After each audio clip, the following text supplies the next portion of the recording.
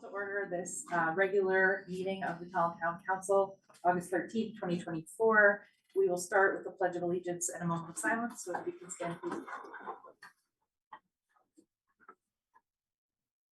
I pledge allegiance to the flag of the United States of America and to the republic for which it stands, one nation, under God, indivisible, with liberty and justice for all.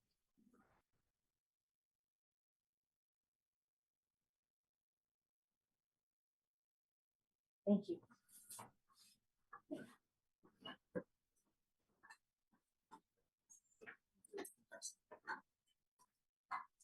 The next item on our agenda is proclamations and presentations, of which we have none tonight. Item number 5 is public petitions, communications, and public participation. This is on any subject within the jurisdiction of the town council. If you're in the room and you wish to speak, we ask you to come up to the table if you're able to. Give us your name and address for the record.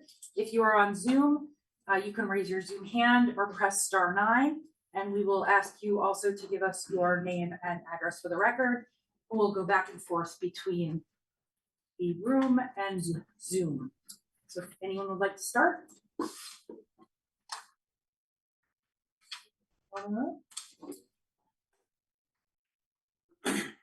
John Lappin, 168 Mountain Spring Road. Hello, Town Council. I see before you a resolution in 8.5 that speaks to an additional sum of money that will be allocated to Langen for further investigation and remediation of contaminated wells in Tolland from road salt. I'm in full support of this and hope that this motion passes. I have been dealing with non-potable water for over 8 years at 168 Mountain Spring, and while my recently drilled well does not have the same issues that have plagued my previous well, chlorides and sodium, it still has elevated levels of manganese, specifically 4 times the maximum allowable amount according to Eastern Highlands Health District standards.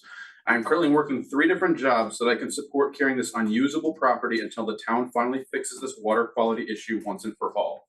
I hope this happens soon. Thank you. Thank you.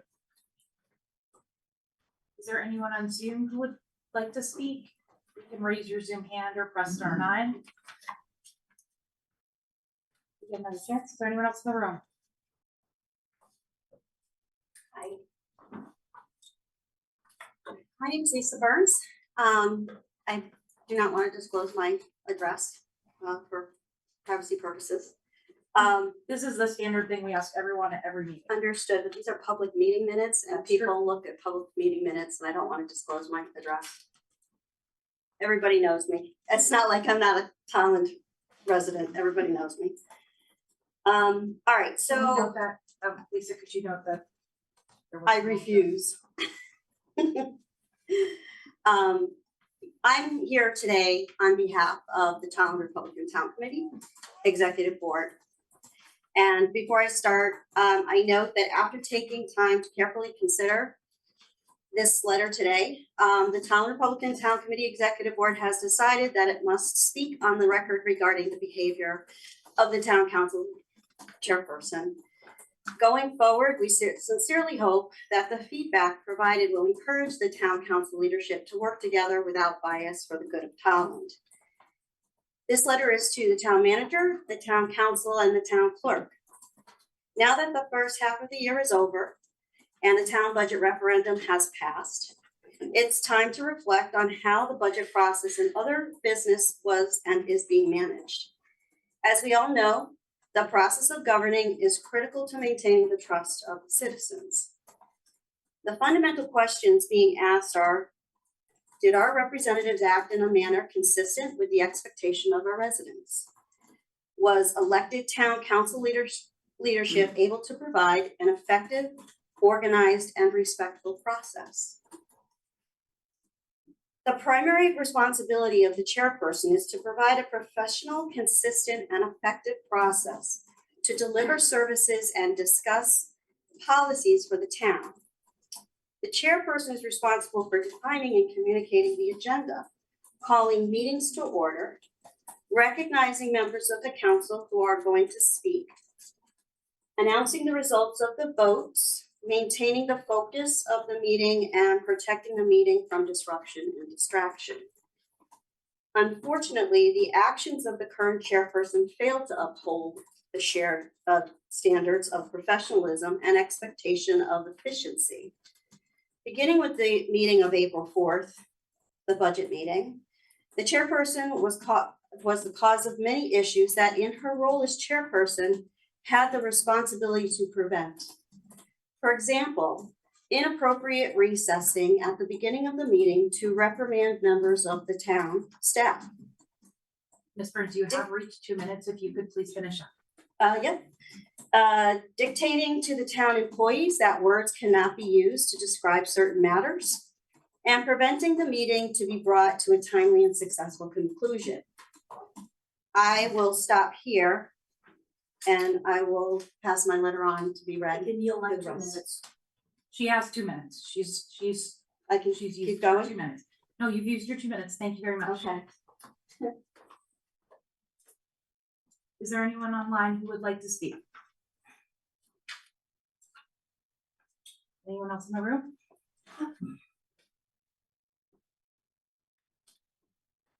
Claudette Morehouse, 89 Merlot Way, Tolland. Additionally, at the May 28th meeting, the chairperson insisted on recharacterizing the intent of the comments of a specific council member in order to suppress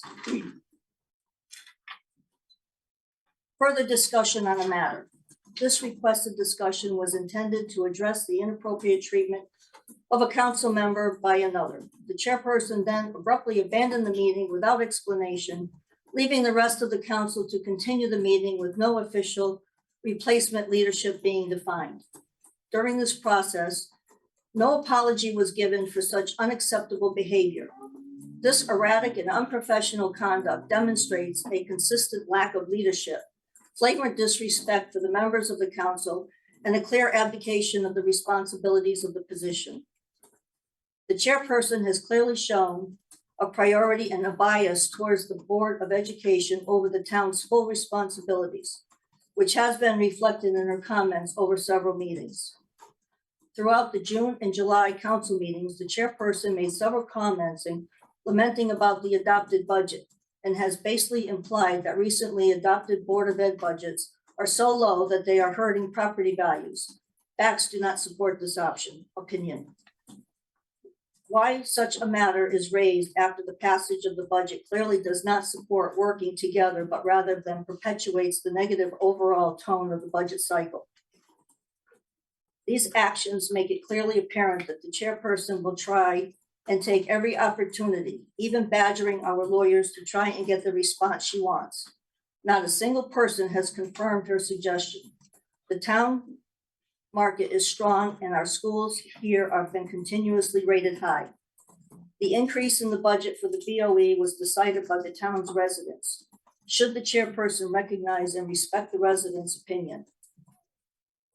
Is that not her ultimate goal as an elected official? Ms. Morris, you have reached your 2 minutes. If you could please finish up, I'd appreciate it. Okay. Thank you. In conclusion, thinking about next year's budget cycle, the town cannot afford to have such behavior from the individual responsible for the conduct of the town's council's meeting. Based on the above cited actions and statements and the continuing pattern of destructive behavior of the current chairperson, it is in the opinion of the Tolland Republican Town Committee Executive Board that the town council chairperson must give serious consideration to stepping down, and the town council should choose another chairperson who can effectively lead all of Tolland into the next fiscal year by consistently demonstrating the highest standards of collaboration, cooperation, and mutual respect. While our political parties have different If you could views, please finish up, I'd appreciate it. You have reached your, okay, thank you. wait for the next one. Is there anyone else online who would like to speak? Anyone else in the room? Hi, I'm Cindy Fontanella, 14 Anthony Road. So while our political parties have different views on policy, the leadership of our town government demands professionalism and common civility. In addition to the points mentioned above, it should be noted that bullying and hatred have no place in our town, especially those who represent and serve the community. There have been several instances where communications went too far and no corrective action taken, no public apology, discussion, or change in behavior. Over the past decade, Tolland has had much success in running an effective bipartisan leadership team. This council has veered away from that standard due to the personal agenda of the chair. Tolland citizens are now paying for it with dysfunctional governance and a loss of morale. Tolland should expect and demand better for our community, for our town and our staff. Respectfully, the Tolland Republican Town Committee Executive Board. Thank you very much. Thank you. Is there anyone else online who would like to speak? Anyone else in the room?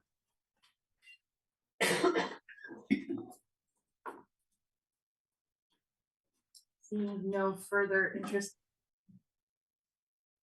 Public participation, we will move on to public hearing items, which we have none tonight. And then 7A is reports of boards and committees responsible to the council. Let's start with Roosevelt Task Force. We did have a meeting at the end of July. Meeting in executive session and continued the discussions on impacted properties. There is an agenda item tonight as a result of that Roosevelt Task Force meeting, which we will speak about more as agenda item 8.5. Brian, is there anything else you'd like to add? Yeah, I had a meeting with CROG today, myself and Mike Wilkinson. And you know, much of that was not necessarily so much about the current issues, but stopping future issues. And you know, obviously the Langdon report is pretty clear on that these issues in town were caused by water softeners. And that some legislation needs to be made on when water softeners can be installed, how they can be installed, where, and looking at maybe getting some state rebates in regards to if you change your water softener to a metered system as opposed to a time system. And because Tolland's not the only town that's facing this, just basically some controls on the water softener systems. And CROG was on top of it, well aware of it. Eastern Highlands was very supportive. We had our check-in meeting with DEEP and DPH. And we leaned on DPH heavily for, you know, I don't want to say putting their head in the sand, but not addressing this issue of water softeners. They have the Langdon report. It's clear, and hopefully they take some steps moving forward so that this doesn't continue to happen in perpetuity. That being said, we still have issues here in town. We'll work for solutions for the residents that are going through that. So that's where we are. And you know, let me just say again, I can't emphasize enough, Rob Miller from Eastern Highlands Health District has really stepped up. A year ago, I would not have said that.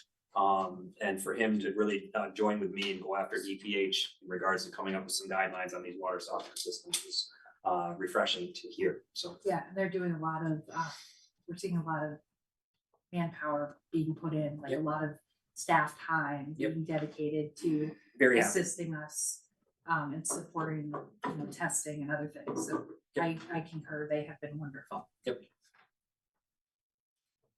We can go on to ARPA. ARPA has not met since the last. No, we have, Oh, we had. I did double check today. Okay, it was so long. 2-week vacation from town council. Yeah, you wanna go out? Yeah, sure. So the committee discussed various ideas with consideration of remaining funds. Currently, we have a balance of $54,139.10. We believe, or our town manager believes, there should be more money being returned to ARPA, maybe from public works or even maybe the rec department as well. After rec department advisory committee met last night. So potential ideas was use some of them to possibly overlap the finance director services, could use some of that money there, or obviously capital project funding in the capital plan was discussed too. But we canceled the meeting for next month because there's not much more update. Plus, I believe town manager's on vacation next week as well. So we'll reconvene October. We'll have a better idea of where we're at there. Firehouse? Firehouse is meeting on Thursday, so it's not a meeting in between. Going through the last few steps for closing out the Carrick Road Station, so hopefully very soon. Yeah, it's Megan sent out an email today, just punch items type stuff. Some outdoor stuff they needed to expect in those on the bays, the correct panels now for the windows, which is good. Hopefully we'll start planning an open house type thing soon, and then about 8 weeks potentially for the cabinets that are being fully replaced, paid for by the contractor. So that's good. And on the agenda will be door lock, talking about door lock quotes, water treatment system, change order for electrical meter, some other things. And obviously Megan's here tonight to talk about the grant as well later on the agenda. So yeah. 7B is reports of town council liaisons. First, you wanna start, Mike? Sure. Planning and zoning canceled their meeting last night, so there was not a meeting between our last meeting and now. The only other thing is the land acquisition advisory committee, I think we're trying to get our meeting on the books for next week or the week after, sometime before the end of August. Okay. But that's all I have. Thanks. So the Recreation Advisory Board met last night. We talked about, excited our pickleball court's going in at Haven Cove, excuse me, over there. So that's exciting for many people, I'm sure. The discussion about is a lot, well, Eagle Scout in Crandall Park applied emergency signs. I think they talked about months ago, but I guess there's so many. There was concern. So I think Bruce was gonna reach out to the fire chief about that on possibly taking down because they're just overloaded. The Eagle Scout went. So that was brought up by the board. They would want that looked into. And then the camp ended. The 7 weeks were full. There's discussion of potentially changing the last hour of the camp for next year. They're gonna send out a survey to parents that use the camp. And then there's the lodge open house on September 19th from 5 to 7. Hoping to get people there to look at and rent. And let me see. And then Bruce talked about the Harvest Festival, excuse me. He's already created a live document and already reached out to vendors as well, and only one cannot come, and that is Maine Lobster. Oh, sad. But anyways, Bruce is always great, and I enjoy working with that group always. So that's all I have.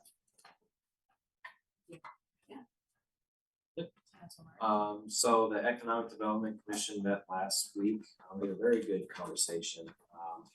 So the big items that we talked about, and I'm working with them, assisting them, is with their tax abatement policy. So that's kind of a unique opportunity to talk with them and work together on that. I'm thinking strategically how we might want to use tax abatements and consider businesses that come into town asking for that assistance. So we had a really good discussion about that. They also, the committee reviewed the economic development plan and a lot of interesting demographic data, which I'm sure Gabe Workman can provide if anyone's interested. It was some really interesting information, kind of breaking down like the general demographic categories of who lives in town, what their consumer preferences are, particular housing needs and things like that. So overall, very interesting and productive meeting. And WPCA has not met since our last meeting. Agricultural Commission meeting was canceled. Really much to share. Just wanted to give a shout out to for Tolland Conservation Commission, the Bucket Brigade. This was about a week ago. The Bucket Brigade moved 167 buckets of gravel from RCF conservation area to Wynot to mitigate erosion of their path. So just a great commission, great group of people continuing to kind of clear paths here in Tolland, and yeah, want to give a good shout out to them. Land acquisition meets at the end of this month. PCC, I think we talked about this last meeting, they did not meet in July. There is supposed to be an upcoming meeting in August. I'm assuming since we don't have a full group yet, that that's probably gonna be canceled as well. However, it does appear that we're gonna be getting a few new members soon, so hopefully we'll be back on board for September, and it sounds like Harvest Fest is still in the works. I'll have, are you trying to steal my thunder? I'm not trying to steal anything. I'll have a big report on, in my town manager's My report. figures. It was just a preview. Just coming attractions. And for me, the Historic District Commission meets next week. The Health District meets this week. I haven't been to a CROG meeting. I think there's one next week at a lunchtime that I'm gonna try to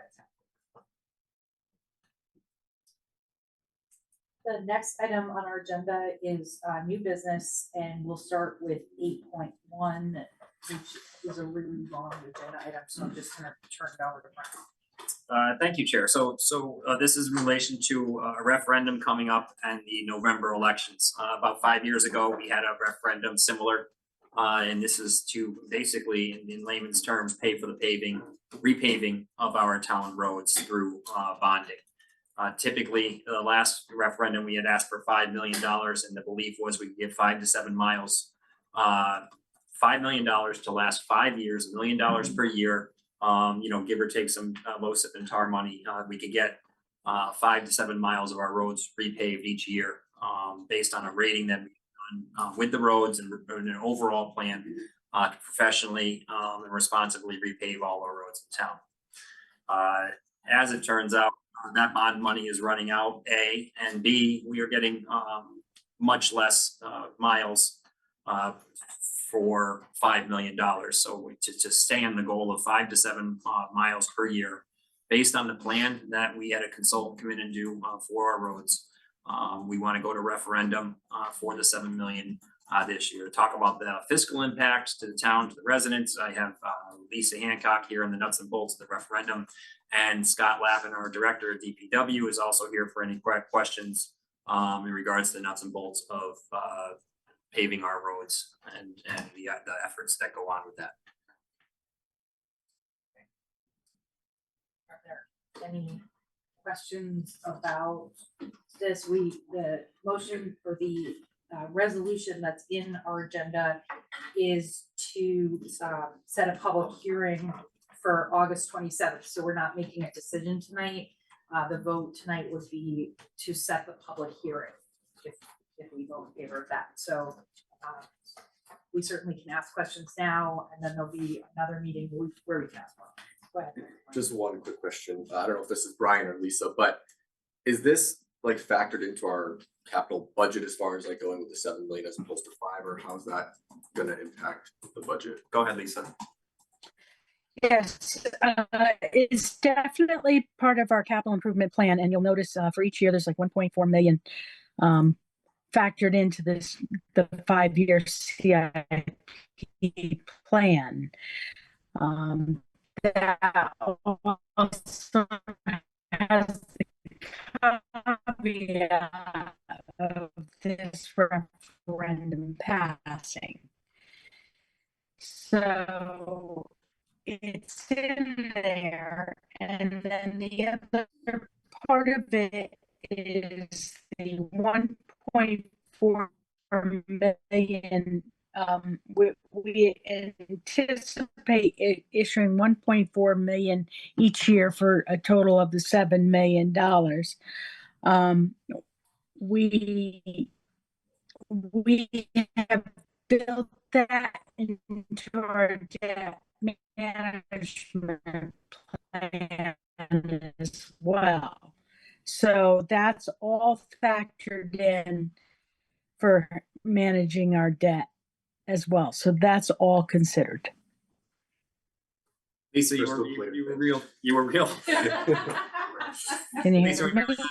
maybe consider maybe shutting off your video and seeing if the sound is better with just Hear me the better now. sounds. I mean, yeah, if you wanna try to run that answer again, Lisa. If you, I think, You got I it? think it's factored in, Can- that's Can- just long. can- Yes, it's factored in. Can you hear me? Much better, yep. Okay. Yes, it's factored in our debt management plan and it's factored into our 5-year capital improvement plan. Again, it all has to be approved by, the referendum. Thank you, Lisa. Sorry about that. So it's all good. Are there any other questions? Yeah. You're good, Yep, sorry. to I'm good. No, interrupt. I'm good. Thank you. Mhm. Yeah, so just looking through the packet, I saw there's a list of the roads that have been paved in the past 4 years.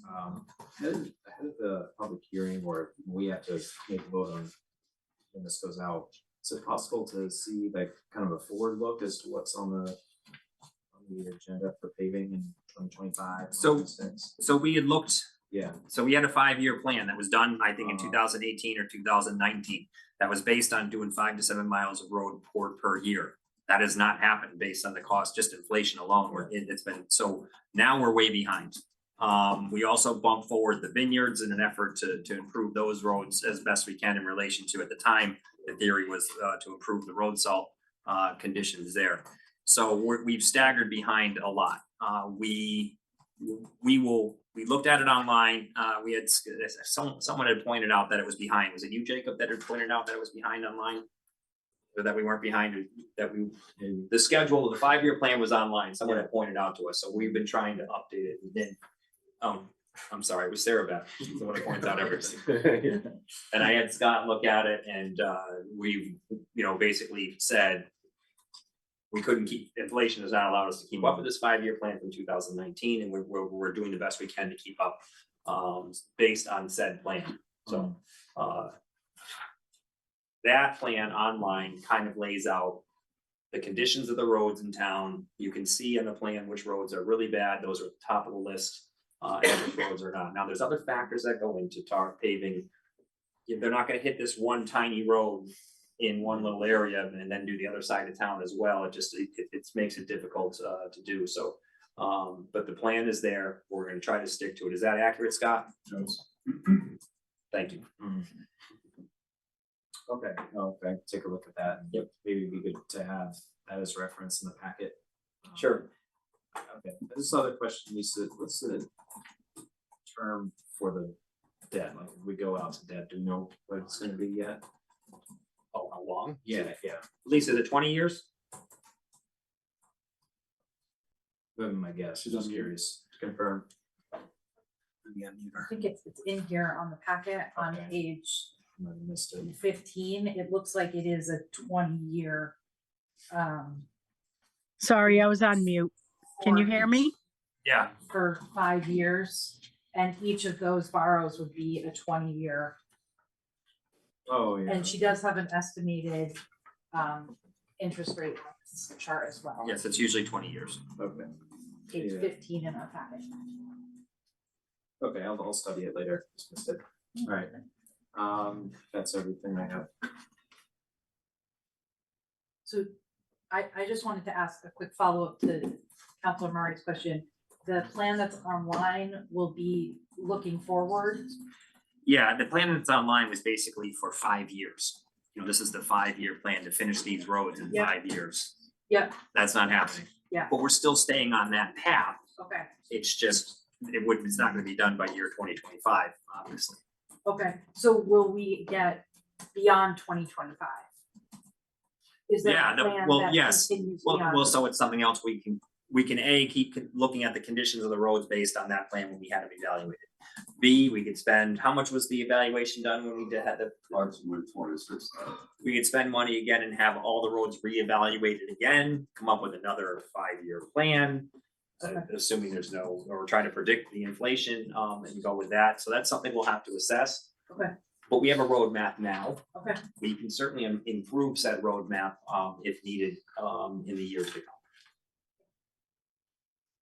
Any other questions? So, a question, maybe a comment. So how many miles of road do we get on $1.4 million? 3, right, Scott? What do you think? Right now, we just did the vineyards, it was 3.1 miles, and that's a little over $1 million. So we're hoping with the extra 4 400,000. We don't know what the inflation rate's gonna be on the asphalt. So we're hoping to get closer to 5. Okay. And what's the average life of a road? The way we're doing them right now, especially in the neighborhoods, if you will, somewhere around 17 to 20 years. Main roads such as, like Randall, things like that, have a much higher average daily traffic count. They're probably closer to 12 and 15. Okay, so the debt we're taking out, if on busy roads, like you mentioned, if we only get 12 to 15 years out of them, it's taking us longer to pay off the debt than the road lasts.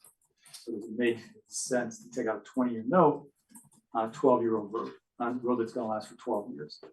Because then we're in a negative position, obviously, we'll never catch up. So maybe this is something we could bring up when we talk about the referendum, but should we be looking at a 10-year note, not a 20-year note for road repair? Or a 15-year note instead of a 20-year note? Because you don't want to be paying for something else and you've lost it, right? I mean, that's financially unsound, so I Understood. think it's something we should think about, seriously. You want me to address that? Yeah, Lisa, kill the video because you're gonna be real choppy. Well, I switched to Wi-Fi. Is it any better? Yep, all right. Okay, good. I totally understand what you're saying, Joe. And when we structured the debt, sometimes we do take a look at that and may kick it back a little bit when we look at the overall plan. Sometimes we do a faster amortization schedule. For the presentation purposes here, we use the 20-year allotment, but when it comes time to actually issue the debt, we look at a lot more things in detail and make those decisions as to, do we go out for 15 years? Do we go out for 10? There's certain items that, you don't want to put out for 20 years. So we factor all that in when we go out for a debt issue. Okay, so it may not necessarily be 20 years, what you're talking. Right. This is for presentation purposes. Most of the roads usually do go 20 years and beyond. It just all depends. I mean, for some of them that we've done before, as Scott said, there could be some that won't last 20 years. Okay, so that you mentioned amortization versus the actual debt itself. So The same thing.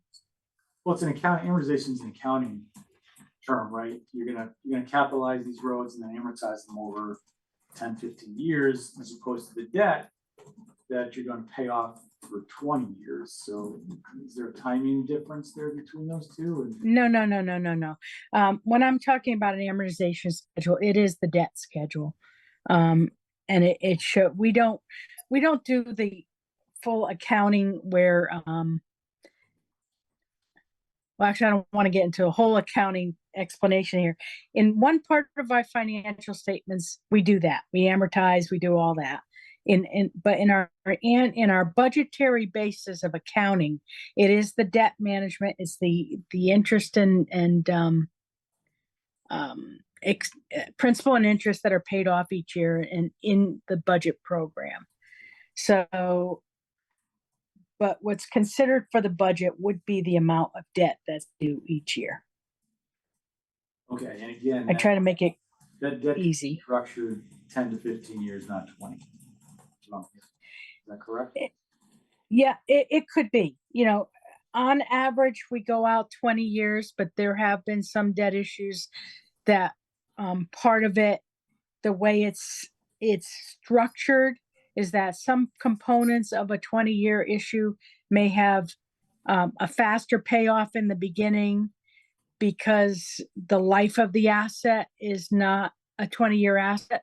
So the overall bond issue may be 20 years, but the way the payoff is structured may be a little more in the beginning to pay off some of that other debt that should be paid off sooner.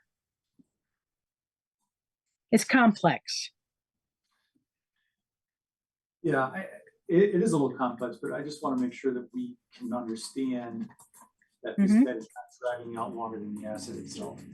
No, I totally agree with you. And, you know, what we'll have to do when it comes, if it gets approved by referendum, then what we will have to do is work with Scott to determine the life of the roads each year. And we don't issue the debt all at once either. We don't issue the whole $7 million on day one. We will issue, sometimes we'll do notes, sometimes we'll do the whole bond, the bond for 1.4 million for 1 year.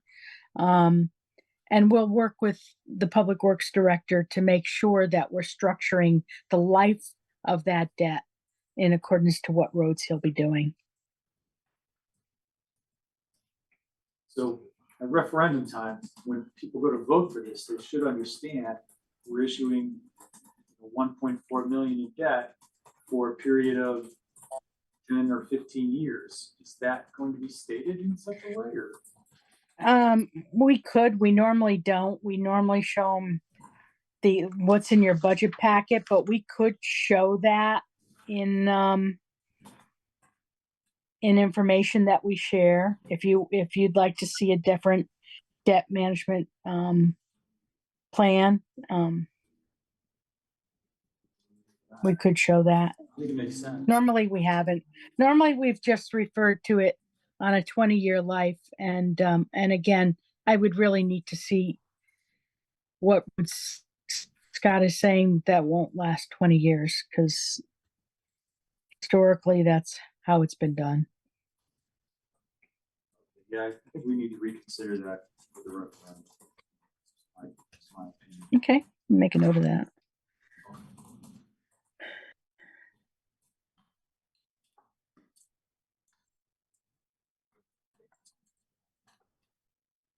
Any other questions? So we'll follow the Yeah, plans. can we, let's Senator go Sure. first then. Anybody else? Go ahead, I have follow-up questions. Just to go back a little bit with the paving plan and then this consultant that we used to come up with the paving plan. So just want to get clarification. So we have, if this were to pass, the 7 million that would be used to finish that plan. But after that plan is finished, supposedly, I know prices change, there would still be money left over that we would then go. We would need to determine what the next phase of the plan is that correct? You kind of lost me there, Jacob. I'm guessing, I'm trying to say is like the $7 million isn't just to finish the current pavement. No, it's to keep going. Yeah, there's. Yes. Okay, all right, so, and then Scott had mentioned something, it costs like what, 30,000 or something to hire a consultant. Do you have to do that again, or is it possible to do that in? I don't think we have to, but we may need to reevaluate depending on, you know, if we start to find that the roads are rated good, and, you know, that was 5 years ago and things have gone south. But we have the ability now to look at the roads in the areas where we're going to do it, and Scott has the ability to override what the consultant said, and make a decision based on, you know, because conditions have changed. Do I think we'll need to hire a consultant again? I don't think so, but we may need to at some point, but we'll never be done. Yeah, yeah, so. We're gonna have to repave roads forever, Yeah. and figure out a way to pay for it. Okay, all right, thank you for clarifying that. And then this other question for Scott. So even like a residential road, like a neighborhood cul-de-sac, 20 years is about all you're gonna get out of it. For some reason, I was thinking, and correct me if I'm wrong, like a neighborhood street could last longer than that. Saying 20 years is the limit. Yeah, typically in a neighborhood, 20, maybe a little more. I mean, depends on the traffic. We're out there plowing, we're putting chemicals down on those roads. The ultraviolet rays, they dry the oils out that are in the pavement, cause them to, you know, prematurely deteriorate. It's not from wear and tear, whereas on main roads, you know, such as Grant Hill, Anderson, places like that, they see a lot more traffic, and that's what causes the wear and tear on them. Thanks for clarifying. So, I have a couple of follow-up questions regarding the amortization schedule. Is the 20-year schedule what's included in our current capital plan? Say that again. Yes. Please. Okay. So in that capital plan has gone to public hearing as well as public hearing as part of our overall budget, and then to referendum and pass referendum, and then was adopted by the town council when we said our mill rate. Yes, and during that process, we say, 5 years ago, we had to go to referendum for that 5 billion, and when that's over, we'll have to do it again and go to referendum again. That was, conveyed through all of that, yes. In the 2 years at least that I was here. Okay. How would changing the amortization schedule impact our current capital plan? Thoughts on that, Lisa? Sure. It would not change your capital plan. And what it would do is it would change the debt management plan as we look at it to see the affordability of how we're going to fund the debt payments each year. What I try to do is keep a level debt budget going from year to year. And, so I would have to try to work some magic to try to make it all work to keep it so that it doesn't impact the budget.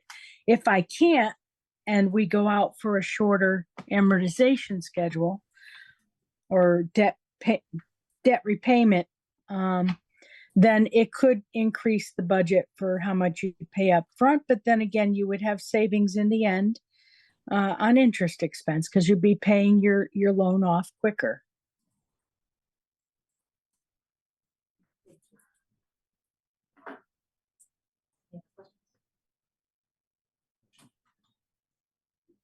So in our packet, as I mentioned, there is a draft resolution. It is on page 9 of our packet. And this resolution is to set a public hearing on August 27th at 7 p.m. here in Town Council Chambers. And the public hearing will consider a resolution appropriating $7 million and essentially putting that out to referendum for consideration by the voters of the town. So again, the motion or the resolution that we'd be asked to consider tonight is to set the public hearing for that consideration. Is there a motion to make that resolution? Okay, Colleen made the motion. Is there a second? Second by Councilor Butler. Is there any further discussion about this resolution? Okay, all in favor, please signify by saying aye. Aye. All right, next item on our agenda is 8.2, which is the consideration of a resolution to transfer remaining LoSiP project and available fund balances and appropriate $87,055 for road improvements. Along these lines, again, same people. Lisa, you want to explain? Sure. This is a few different things here. We have some projects that were funded by LoSiP through our capital improvement plan that were came in less than anticipated. Those are the two projects that you see in the middle of the cover sheet, 14,030 and 8,200 and change for the transfer station shed and the arts building roof. So there's savings left over there. There is an old entitlement program under LoSiP that there's $9,036 left there, which is the last piece of that program that we need to use up and need to use it fairly quickly to be able to request the money from the state. And then luckily this year,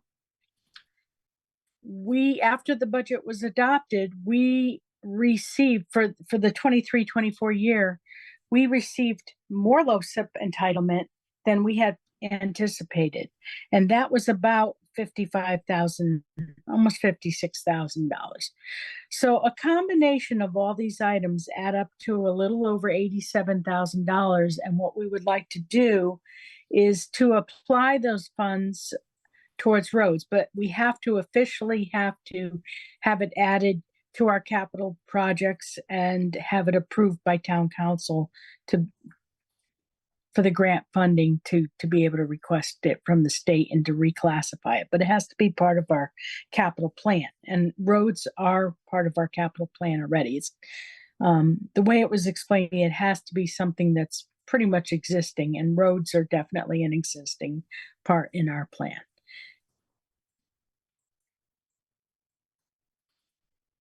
Are there any questions?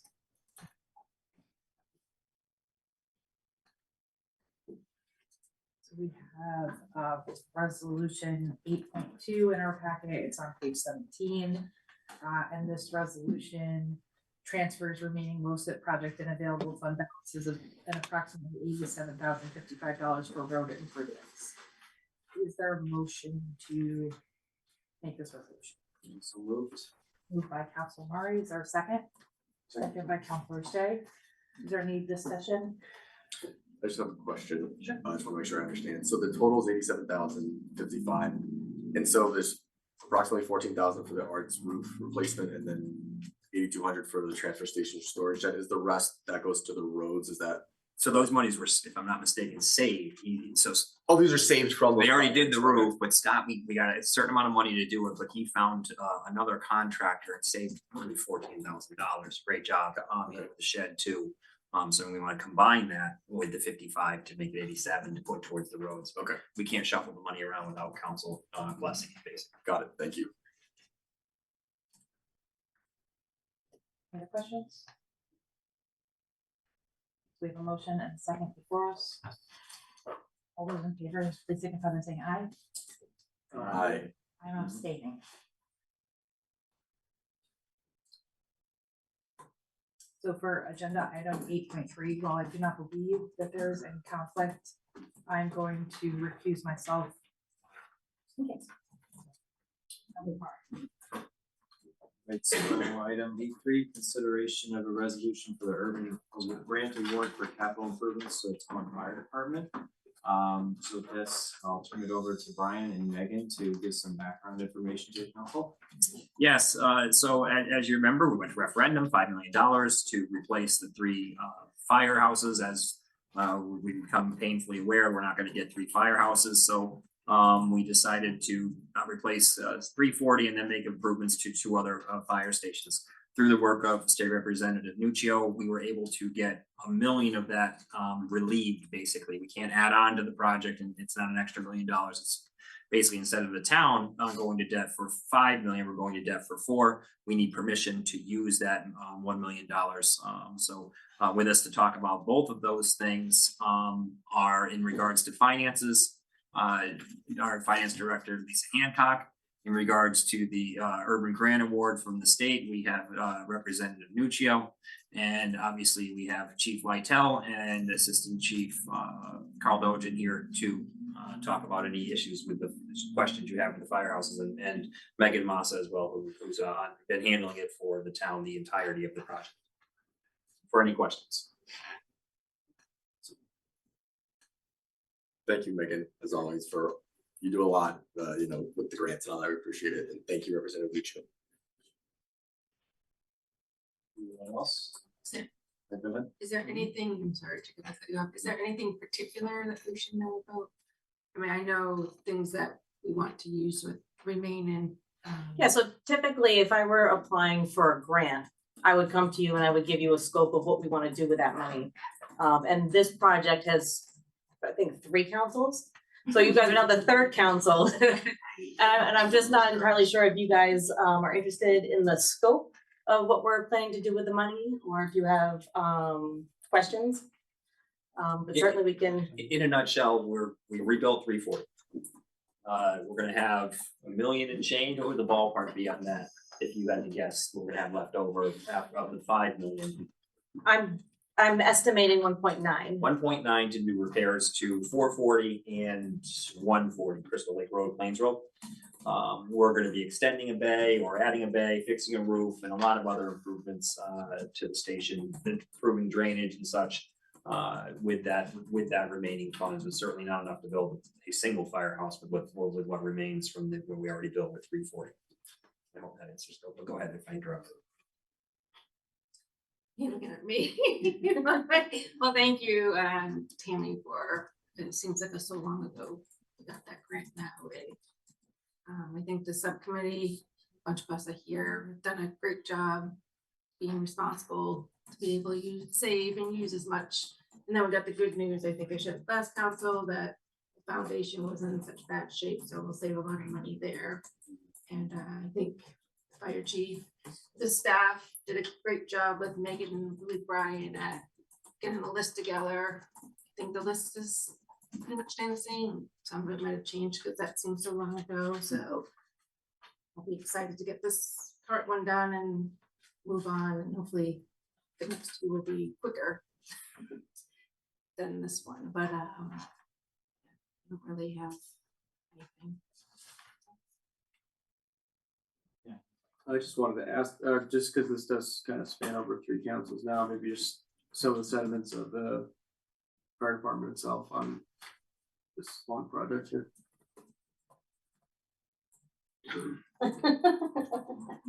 It's been many years, so unfortunately, when we went through this whole project years ago, we were looking to do a lot. Obviously, inflation, delays, and everything else, prices just inflated a lot of stuff that we can't do everything we'd like to do, but it's maintaining your structures that are there for the future, and I think that's what we're trying to get. Whatever we have left to try to hopefully build out the future. So Station 4 is a pretty solid station. We can make some repairs. And one we're gonna try to go after. We're fortunate with the concrete, the rest of it, that we can probably do some other things over there as well. But that'll be one of the main stations. Thank you. Counselor Buckler, Counselor Shay. No, it's a great job. Great job. Yeah. getting that money. That's my bag, I think it's a great job on all parts. I'd just like to say, you know, Megan is a rock star here. You know, like she works with me on a lot of different things at the town, and this has definitely been a labor of love. You know, getting this done is direct municipal tax relief. It saves the residents $1 million plus interest at about 33% over 20 years, saving about $1.4 million out of taxpayer dollars. So this is it's a good win for the town. I'm glad to hear that the foundation isn't as bad, and hopefully we'll be able to extend all the bays with that $1 million. So happy to help. You know when I can. If I remember right, Megan, that grant wasn't that easy. Oh my God, it was forever. It was approved. It was a bond, and I had to talk to the governor. I had to talk to this person. I had to talk to that person. I We can just. had to like beg, borrow, and steal to get it on an agenda. Like it was a long time. And we A lot were, of time. oh my God, back and forth, back and forth, back and forth. So the fact that it is out and approved, and the governor's office does not like to approve money for fire stations, oddly enough. So it was a battle, but we won. So the taxpayers win. So.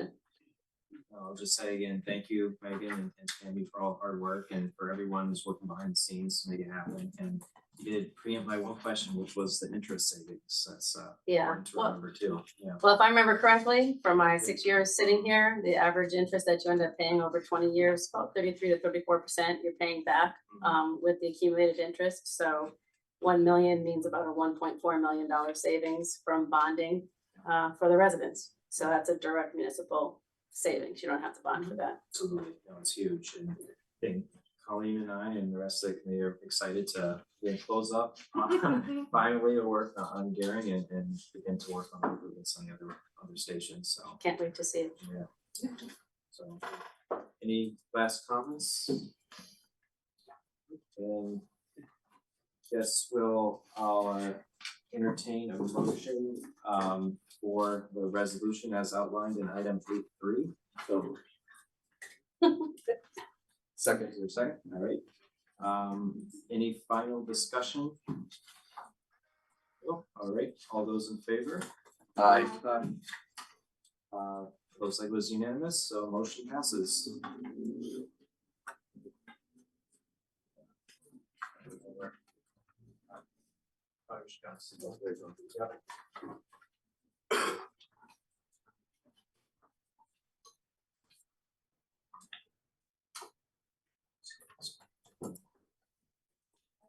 Agenda item 8.4 is ordinance 60 update. Great, thank you, Chair. With me, I have Jason Lawrence, our assessor, and Lisa Hancock, our finance director. There's been some questions on where we are with ordinance 60, some of the things that we're doing with it, and is it providing enough benefit? Basically, just kind of an update from Jason. Made some adjustments last year to try to expand the use that more people are aware of it and have access to it. We've been working with Councilman Shea and Councilman Mari on some ideas to keep pushing that needle further. So with us, we have Jason Lawrence, who has a PowerPoint, and I'm going to give you access to that in a second here.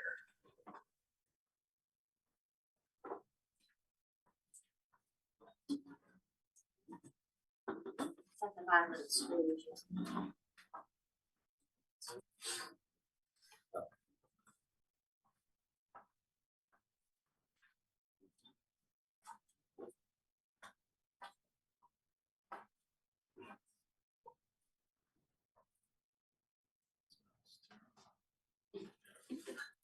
Can you share this through Zoom so people who are watching could see it? If you go back to the Zoom screen. Sorry. Shrink it down, minus. Okay. Share a green arrow down the bottom.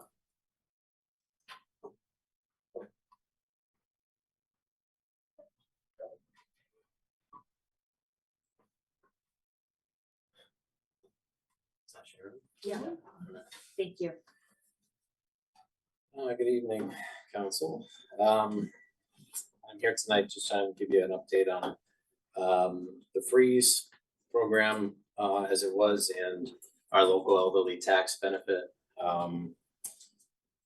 Basically, a couple years ago, we did some revisions, and tonight I'm going to give you some numbers of where we're at. But for those of you who are unaware of the program or how it was started and everything, I made this the PowerPoint so you can see where it came from and where we are now.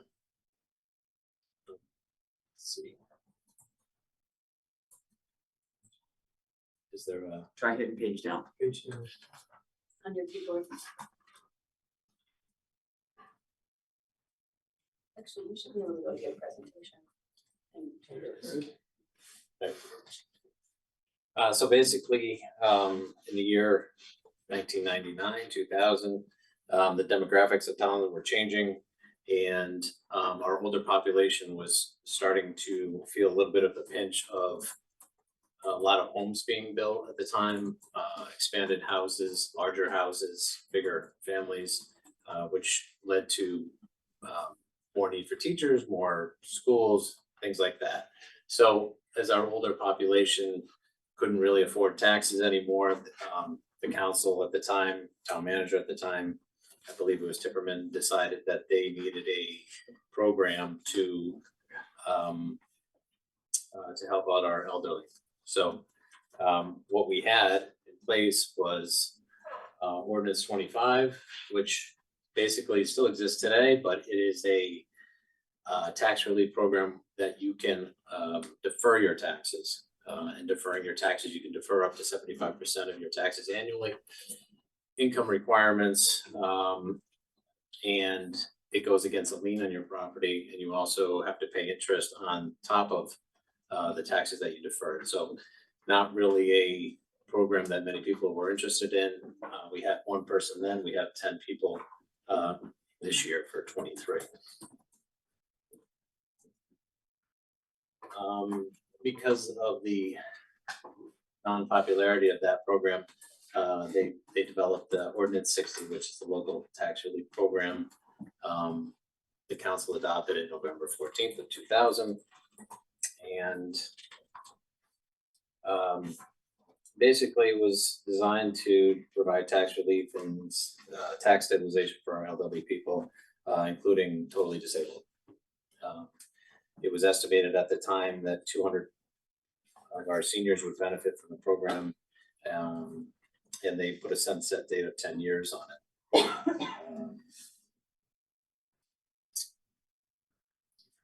The benefit at the time was supposed to be no greater tax in the previous year unless improvements were made to your home. At the time, there was times were a little bit simpler, and we didn't have as much as we have in as far as exemptions now. No crumbling foundations, things like that. There wasn't a lot to think of other than to say, okay, we won't raise your taxes year over year. It was believed that the budget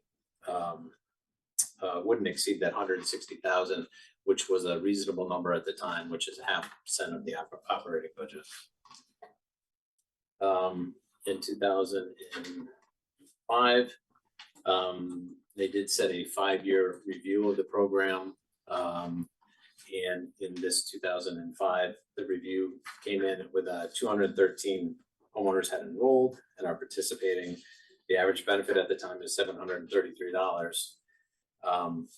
The overall cost being $156,000. That's a pretty good size number for a program that just started, basically. What we found, though, is the reason that number is so high is because 2004 we did a reval, values changed significantly, and that's where you see a bump in the program when you're using a no increase from the prior year tax bill. So the numbers went up significantly that year.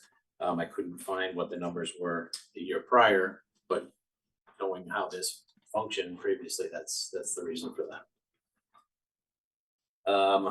At the time, a lot of problems came out because household income was hard to compute.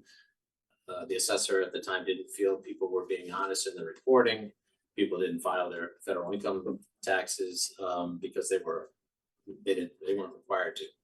They were under the threshold, and it made it hard for the assessor's office to just compute their income at the time. So these are just some of the issues that came up. There was a fear that they had reached the cap before the 10 years. When I gave the presentation a year ago with Bob Rubino, that was a big thing that kept coming up over and over, was that they thought that this program was going to bankrupt itself and exceed that cap, which I don't know who set that number, why that was, but they definitely didn't want to go over that. But they didn't realize that in the next 2 reval cycles, values didn't change significantly. So there wasn't this increase ongoing year over year. It was said at the time that the program is inequitable because the benefits start out as a low number and then they mount up. However, what you see is the properties that experience the most growth or their value changes. Those are the ones that get the greater benefit. And the people that really need it are the ones that their value doesn't change much. They might see $40, $50 year over year as a benefit based on the calculations. Tolland is the only town in the state using this type of benefit. Most others are using the flat tax credit, which mimicked the circuit breaker program, which is the state program. I mentioned there. So some recommended changes that came out of this review were to close the program, which was not a popular idea, given they just started it. Bring all applicants to the highest current level of benefit, keep the program the same, but require applicants to pay 50% of the tax increase or savings, or change the benefit to a flat dollar amount and eliminate the income levels. So it would be easier for the assessor's office to administer. Or do nothing to it, just see how it goes. So it took a year in 2006 review in order to address the issues that were continuing in Mount 2005. The council created a new task force, including 5 residents, which were Michael Groff, Shirley Burgert, Reverend Hannah Howe, Bob Rubino, Marilyn Shirley. There were also 2 staff members, the assessor, Walter Lawrence, and Beverly of Human Services. The review found that the greatest benefit was going to those with the greatest tax liability, and not necessarily to the people that really needed it. So as the people's values were increasing, their benefit would increase as their value increased. A lot of folks who can't afford to fix their homes are the ones, you know, that really need the money, and they weren't fixing their homes, you know, so that their benefit was staying pretty flat. Again, they were worried about people not reporting correctly and maybe keeping their income as cash and not really showing it. Some people were hiding their money in order to qualify for the program, even though it wasn't really much of a benefit really, but I guess those are issues at the time. Again, they thought that the program was going to reach its cap because they had seen so much applicants early on. In 2000, so these are the revisions that they came up with at the time. They wanted to create an asset test, which was 10 times what the income level was. The income level has always been the low median household income level for Harford County. So it's something that's applied to us every year. Beverly gets those numbers, she supplies them to our office, and then we start sending out applications in February for this program. The cap of the benefits now was going to be 75% of the tax bill. Originally, that wasn't the case, and they had never set a cap on it, but they got nervous when that number was growing pretty fast. They also wanted to restructure the dates of the review to every 5 years. Originally, there was really no review date for the council to look at this program, and every year they were discussing it. Next was to amend the application as a sworn statement. So when people file, they're attesting that they are not, their income is the truth, nothing but the truth. Also to provide an appeal process for denied applicants, which is a letter that they need to write to the town manager, and it's a pretty simple process. And then lastly, to remove the 2010 sunset date of the program. So in 2010, after the 2009 revaluation, values actually went down for most folks. So people's benefits went down slightly, which doesn't mean their taxes increase. It just means that the calculation is different. We are calculating a benefit, which is last year's tax versus this year's tax, and it ends up that their benefit goes down, but their taxes stay the same. Again, the same thing happened in 2015. Maybe the beginning of crumbling foundations were beginning to be known, and values were pretty flat at the time. Then on to 2020, after the 2019 reval, the program was encountering, but my office was overcoming those, reviewing every account.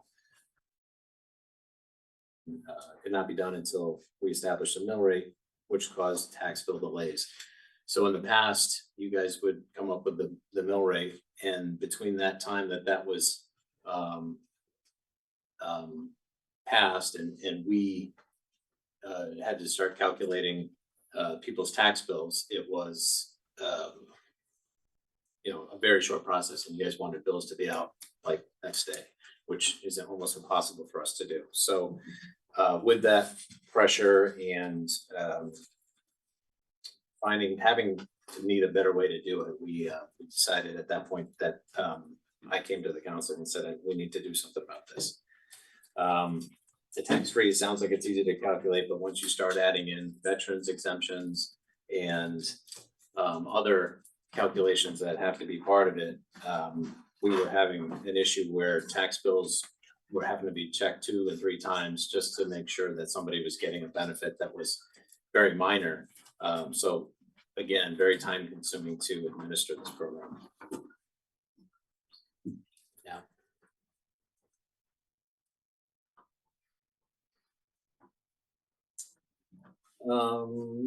At the time, the program cost was 160,000. We had 167 applicants. The average cost per applicant was $960. the program had not exceeded the cap and the number of applicants actually decreased over the last 10 years. So that's where we were at in 2020. I believe that it's the household income, household demographics changed. I think as we move forward, you got more and more two-income families where the income threshold was not easily met by many people at this point. Bob Rubino thinks it's other things, but agree to disagree. So for 22, the revision kind of, I guess, was started, and the town council suggested that I meet again with Bev Bellady and Bob Rubino to get to figure out how we could do some changes to the program that would benefit everybody and nobody would lose any of their benefit. So we went back and forth for months. It dragged out. We had issues prior to this. COVID was an issue. Trying to get us all together and get something on board. What we finally came up with was a step benefit, which was a straight tax credit, $300 year one, $100 every year after. That $100 per year after was more than what the people were getting based on the freeze, and what the average tax savings year over year was only whatever the mill rate change was.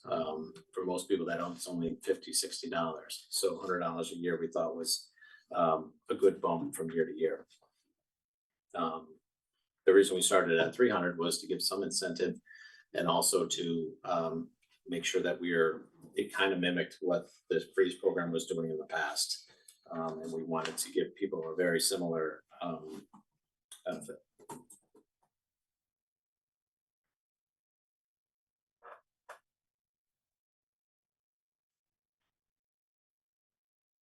So this is just a graph of showing that benefit, $300 year one, $100 for every year after that.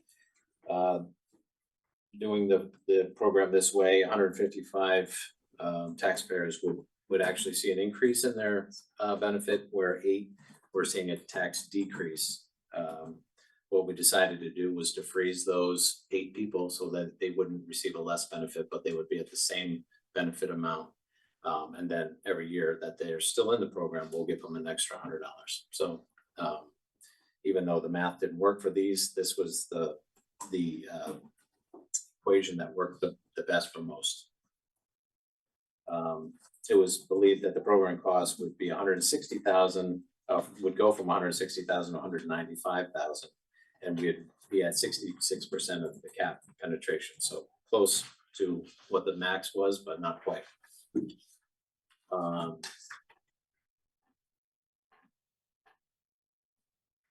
So this is where we're at. So 23, we've been through the first year of the program. We had 155 returning applicants. I mentioned about the 8 underserved and grandfathered. We still only have 155. The number didn't change, but we have 20 new applicants this year. So their numbers are going to come in a lot lower. We had 20 plus or minus that were that have passed on, have moved away, sold their homes. So in year one, at least, it's a neutral amount of people in the program, but you can see that the total benefit has jumped to 189,000 and change, and the average benefit is $1,200. So it's quite a good jump over last year's numbers, despite the same number of applicants. We did have 10 applicants that were denied for being over income, and we had several others that had come in and requested information, but didn't file, or maybe read the information and realized that they would have been over, or were not interested for whatever reason. That's where we are right now. And Katie was kind of interested in the awareness of the program and what we were doing to promote it. And here's some of the things that I thought of about what we've been doing, and some of these we've been doing forever, but we tried to step up a little bit of it, as far as, dealing, with the senior center, so. We do have an informational handout that we have in the office, it's also online and, in a couple different places in the town hall. Although we don't get a lot of foot traffic, we still have people that come in and ask for it. It's an every other year application, so as they're in, we tell people to tell their friends if they have friends that might be able to qualify, that they should spread the word. Over in the senior center, talking to Kim the other day, and she mentioned that they go through a program with anybody who needs assistance, and this is one of the things that they tell them. They don't give them the forms, they don't help them through the forms, but they let them know that Bev can help them out if they want to work with her, or they can come to our office and get the forms in our office, and we'll walk them through it. A lot of time, we spend a lot of time back and forth with people, 2 and 3 visits sometimes, just making sure they have all the information. Sometimes they forget what they're supposed to bring, or they're stopping in for something else and they drop off one piece at a time. So we do put it in the newsletter, the spring and fall newsletter that Kim puts out in the rec center, out of the rec center. So there's a blurb about it in both of those programs. Tax bills have an insert. It doesn't clearly say at the top, freeze program. It does say if you're struggling with your taxes and you need help, here's what you need to do. I don't know if we could make it really a part of the tax bill, but it's definitely part of that insert. And we try to put attention there for people to at least to let them know they can come in and call or come in and get information. Kim says they run on their senior center newsletter February through May. They put it in their announcements every month. They're running that, so it's there for them to. And obviously, they don't have everybody in town attending, but it's there for them as well. Also, then every other year we're sending the applications to these folks, so they don't have to come in. We send them to them, and then we're on top of them until we find out if they're no longer in town or whatever's happened. So multiple times we're contacting at least the people that are in the program to say, hey, you don't want to lose out on this benefit because it's compounding. So especially in the past. So we do that as well. Realistically, it's probably our most catered to program, just because we have to kind of hold the hands to make sure that the people just have the information and they bring in what they need so they can get in. When Brian started here, like right off the bat, we had somebody who had to appeal because they were over by like $1 or $5 or something like that over the cap. And Brian right off the bat had to approve that one, which wasn't a big deal, but still it was like one of those things like, okay, this is the policy. And the natural progression of what you need to do is write a letter and say, it just so happened. But anyway, that's where we're at right now. If you have any questions for me, I'll be happy to answer.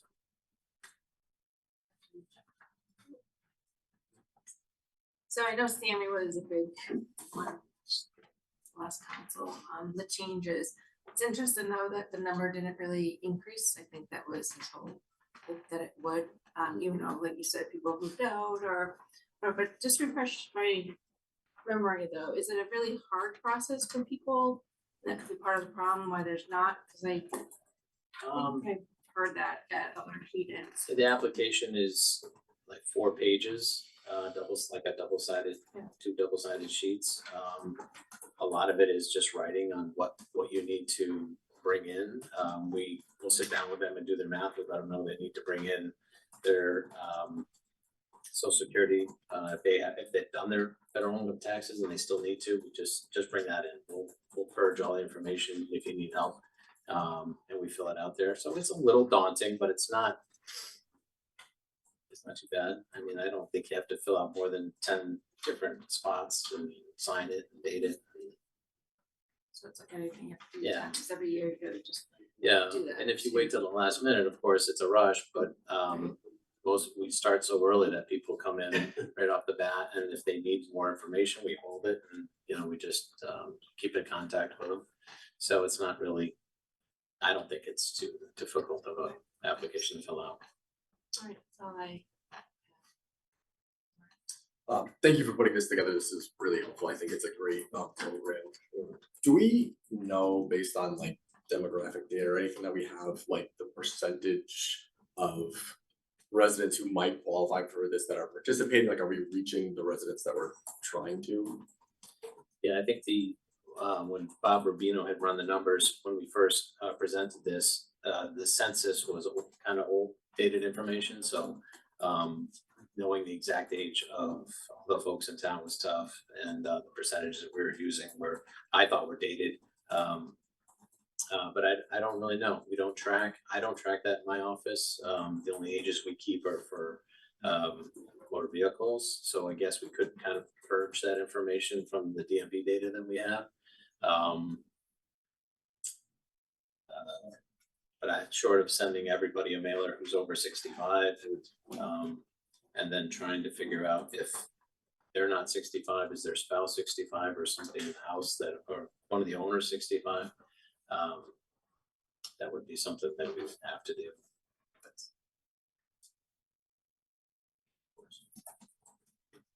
Crystal, how much? Sorry. Any other questions? Got my question as well. Yeah. Every once in a while, I still get something.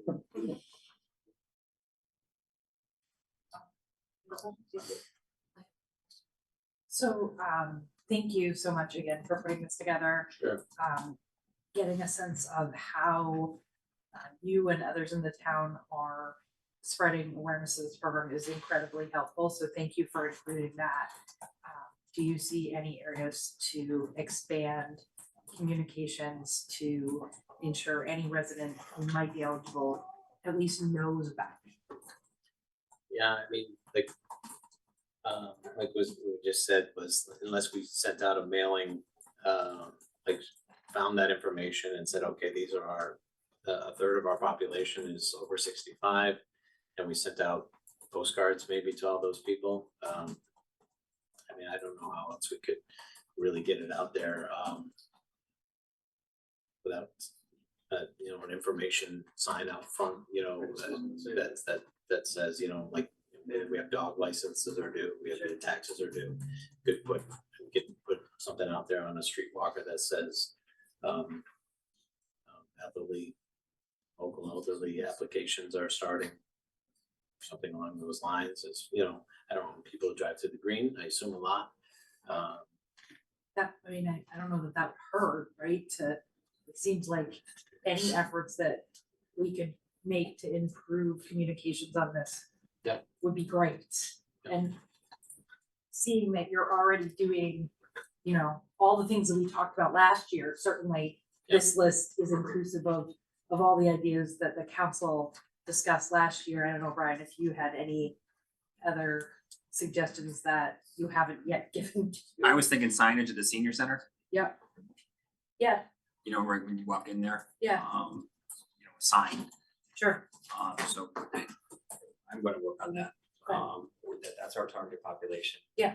And I mean, I don't know how we could use the Department of Aging statewide to assist us. I don't think we can unless they have some sort of mailing list they could send out to people, but even then it's not an exact science. Yeah, sure. Do you think you could add it to the schedule of signs on the green? I know there's only a certain period of time, because the applications are due, I'm sorry, May 15th. May 15th every year, right? I'm happy to do that. So it would have to go out, you know, it would have to be an April sign or something. But that would be great. Generally speaking, that sign is dedicated to the budget that time of year. Of course So it is, sure. if we wanna alter that, you know, Yeah, or we could do it earlier or something, I don't know. yeah, you know, there's some back and forth about how valuable that sign is out there. Sure, of course. You know, we can talk about that too. Yeah. But even if we reach, you know, 5 more people or 3 more people, I think, for a sign that just takes a couple minutes to change, it would, anybody who qualifies for this program should have the opportunity to apply and receive these credits. So you check with a follow-up? Yeah, I think that I'm just looking at ordinance 60 online. I'm trying to answer my own question, but it's also is it also for all people with disabilities or just elderly with No, disabilities? anybody, yeah, totally disabled, yeah. Okay, Yes. just wanna make sure, because we haven't really talked about that too much, so. Sure, Bev does a great job trying to reach out, or people reach out to her, so. Yeah, I mean, anybody that gets oil assistance or anything else that she knows, she gives us the income level, so she knows it is based on household income Okay, for the local program, so it's, you know, it might be one person living in that home, it could be 4 people. If your kids still live with you or they've moved back in after college, then that counts, so. Yeah. In some cases, that might be what throws somebody out of the program. But, you know, Bev is definitely helping us, with anybody that she sees come through the door that she thinks might, qualify. That's something you could take to the yeah, Commission on People with that's what I was Disabilities. just, yeah, that's what I was just thinking that. Bev and I actually meet with them Thursday night, right after the firehouse subcommittee, so, yeah, I'll write I that mean, I know down. that applications are due May 15th, so they, you know, They've put it- yeah, they have plenty of time, but maybe they have a mailing list or could start to get word of mouth around. And yeah, Susan runs the disability page on Facebook, so, yeah, Yeah. I think that. As far as Bev goes, anyone that comes in, they screen for every I know they do, program, yeah. and try to point them in the right direction. Yeah, Yeah, they're great. I know she's great, but, okay, thank you. Any other questions? Thank you very much for doing this update. This is very helpful.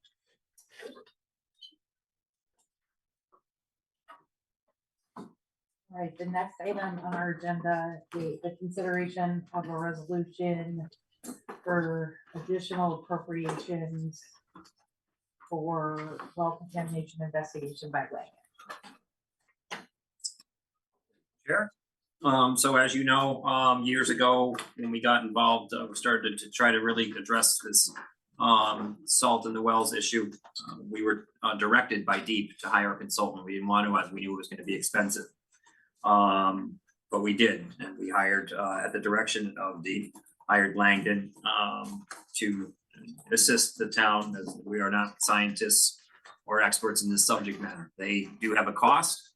And 8.5 is for us to address said costs and appropriating $10,200 from the general fund unassigned fund balance to the capital testing insurance account to be used for costs related to next steps in well contamination investigation by Langdon. With us is our finance director, Lisa Hancock, and Michael Wilkinson, who's been spearheading everything as in regards to this issue out of the town manager's office. Thank you, Mike. Any questions?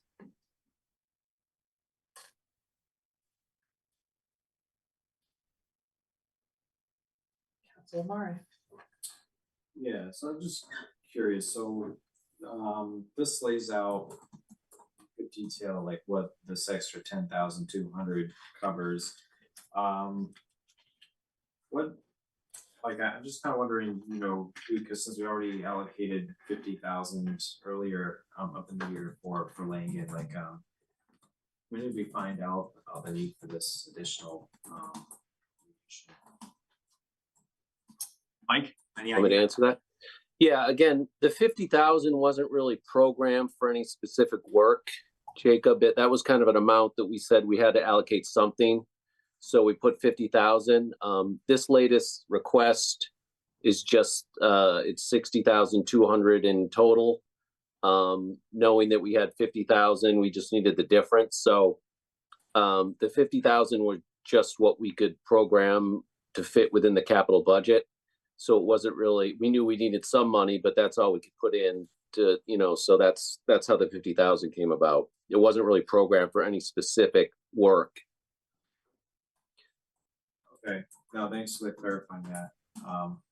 Obviously, I have no issue, you know, investing in this, trying to come to resolution of the issue, just wanted clarification on that. Like Council Murray, you know, obviously I fully support this, and you know, it's really important that we try to figure out a solution to this. Our residents have potable drinking water, obviously. With that said, is there, either with Langen or with the Roadsville Task Force, like, are we, obviously, we're trying to move towards solutions, but like, I guess, you know, periodically we're getting requests for, these funds. Is there any sort of idea on the timeline super generally, or? Wouldn't that be nice? Yeah, okay. I can I didn't speak mean a to put little you on bit, the no, spot, no, but- you, I can speak a little bit to this, because we spoke about it at our last Road Salt Task Force meeting. This, you know, we approved money earlier this calendar year to bring us through the end of the past fiscal year. Now we're coming into the next fiscal year.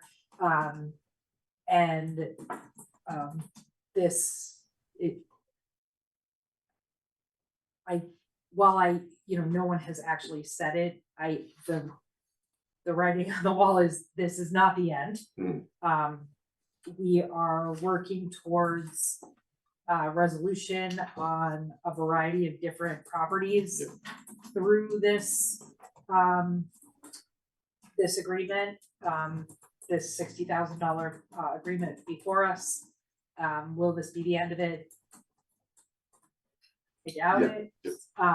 But this process is, it takes time, right? As we heard from experts at the beginning of this calendar year, the process of elevated salt in our drinking water, it took time to get to an elevated salt level. It will take time to get to a non-elevated salt level in our drinking water.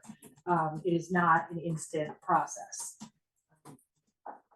This contract before us is the next step in what the Road Salt Task Force is focusing on.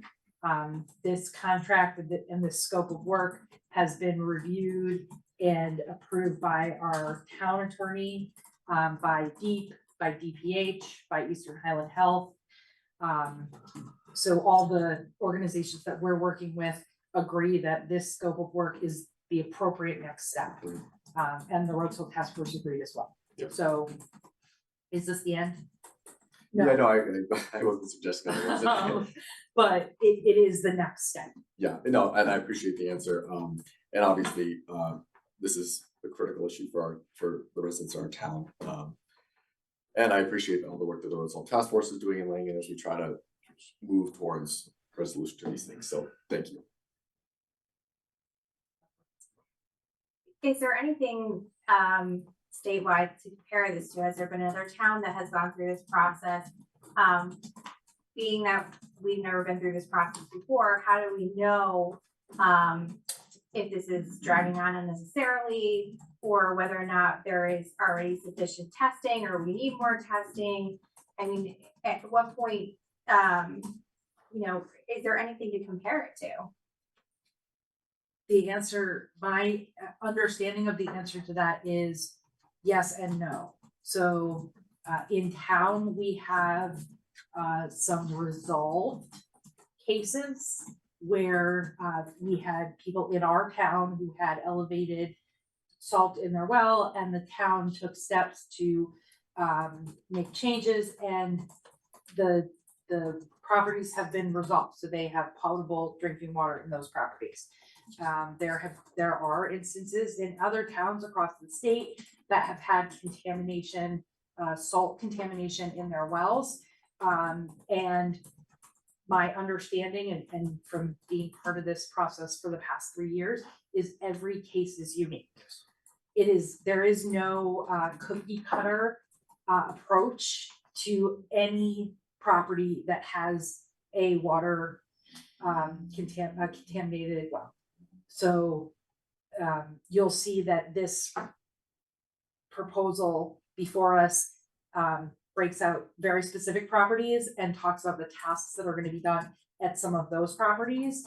But it's not the same task at each property. It's different, and it's based on the geology, the hydrography, the depth of the well, the casing, the age of the well, it because it's so variable, there is no,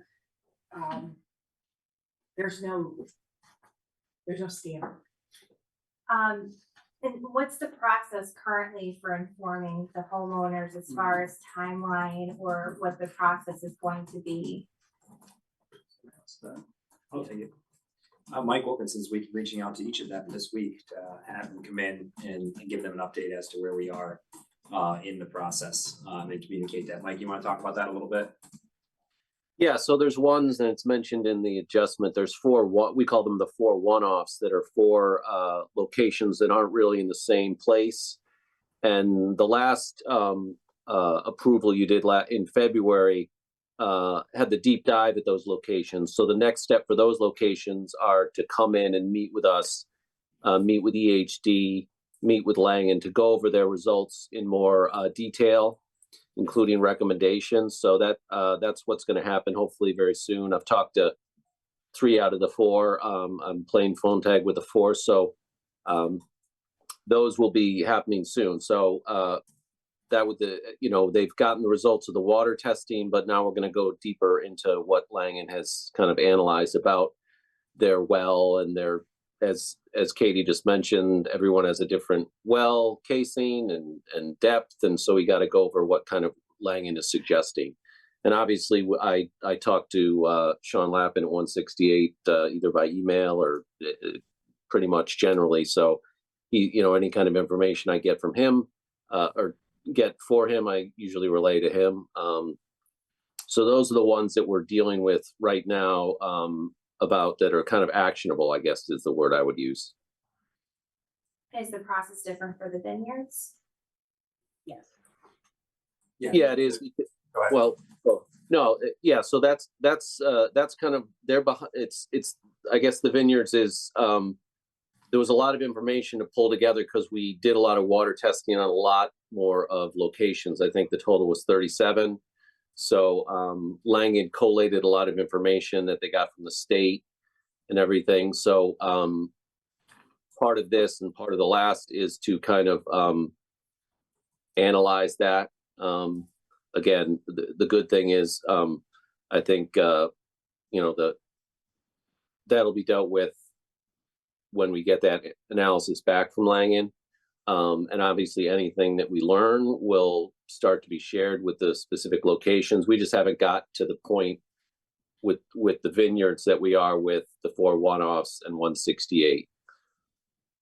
Is there any idea of when that analysis can be back? I don't have a time frame for it. Hopefully as soon as we can get it. We've been focusing on the things 168 and also the 4 one-offs. And they're also working on the vineyards. But so once I get this approved, hopefully, that'll be one of the questions I'll be asking about as far as where we are with all 3 areas, I guess. One being the vineyards, and we're going to see that information back from them.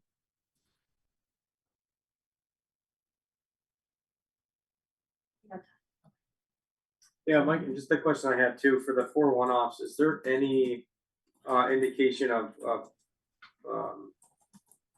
the scope of each work, saying that they're all individualized? Is there a timeline for each of these with a new scope given, or that's kind of,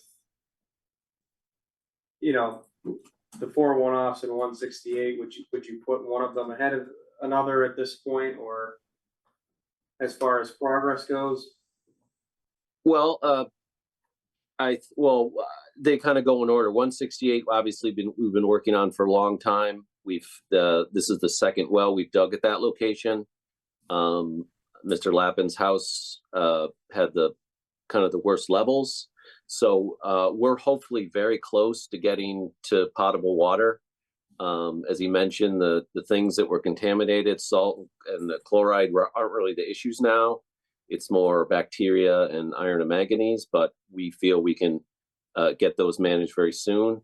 The 4 one-offs, as Katie mentioned, they're all different. They all have different issues, and they're all one of the locations isn't even above the below the, or is not above the allowable levels. So they're actually fine now, but are they gonna stay that way? So they're all different, but we're trying to move them along as quick as we can and get as much information to the residents so they can be aware of, because there are things they can do themselves that can help solve the issue. So we want to make sure they're aware of that and can hopefully address that as soon as they can.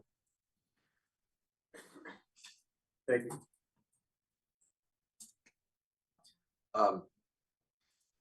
I guess two comments. One is Mike and Brian, if there's anything that we can do, I know at least with 168, Mr. Lappin's property, unfortunately, some of the delay was the insurance carrier and things like that. If there's anything the council can do, you know, to try to expedite things, like definitely, I think we're all amenable to that.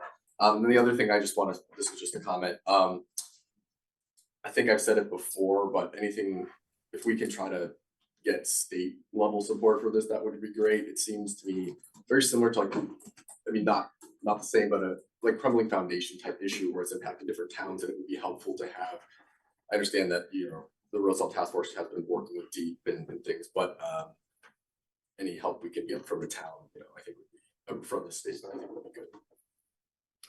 I asked I'll take that for a second, Mike. Yeah, I asked specifically that today, about handling it like we did the foundations, and they saw the Langdon report, and they don't think it nearly rises to the level as the crumbling foundations, that type of issue where they would need to take that type of action. But I asked for their assistance in any sort of legislative support in regards to an insurance, in regards to a tax break, you know, those sort of things. They didn't seem overly optimistic that we would be successful based on what the reporting has been. That being said, again, they're going to look to get rebates for homeowners to either discontinue their water softeners or change them over to a metered system. But I believe DEEP is going to get us a grant in regards to that. We're hoping already. So they're looking at it, but it's not just Tolland now. This is, again, they're looking at all the statewide. Yeah, and that's sort of why I was thinking state level assistance would be good. But is the reason Croc's not overly optimistic because it's not as widespread of a problem as that, and then the water softener issue, and then I guess the widespread in cost for the foundation as opposed to the well. Okay. Replacing a well is $15,000. Replacing a foundation is $100. Right.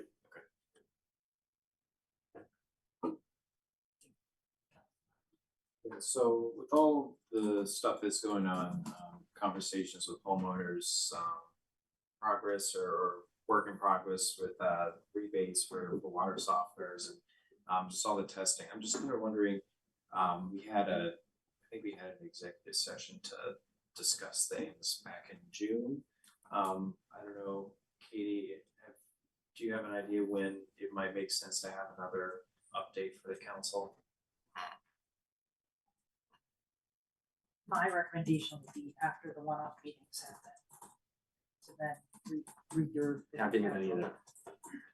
Because I think after this, if this scope of work gets approved and we fund it, this includes the meetings with the one-offs. Yeah. It includes some more work on 168. It includes some more work on the vineyards that let this scope happen, and then we could have a full council meeting on where things are and make sure with our attorney that anything that needs to happen in executive session does, anything that can happen in open session can happen. Okay, yeah, that sounds good. Yeah, obviously I don't want to have meetings for the sake of having meetings, but it'd be good. Yeah, I think that would probably be the most productive time period to have it. And we can have it earlier, but I think it's going to be a lot of, well, we're planning on doing this. Yeah. We're planning on doing that. Yeah, we do. Oh, I know, yeah. Yeah, okay, thank you.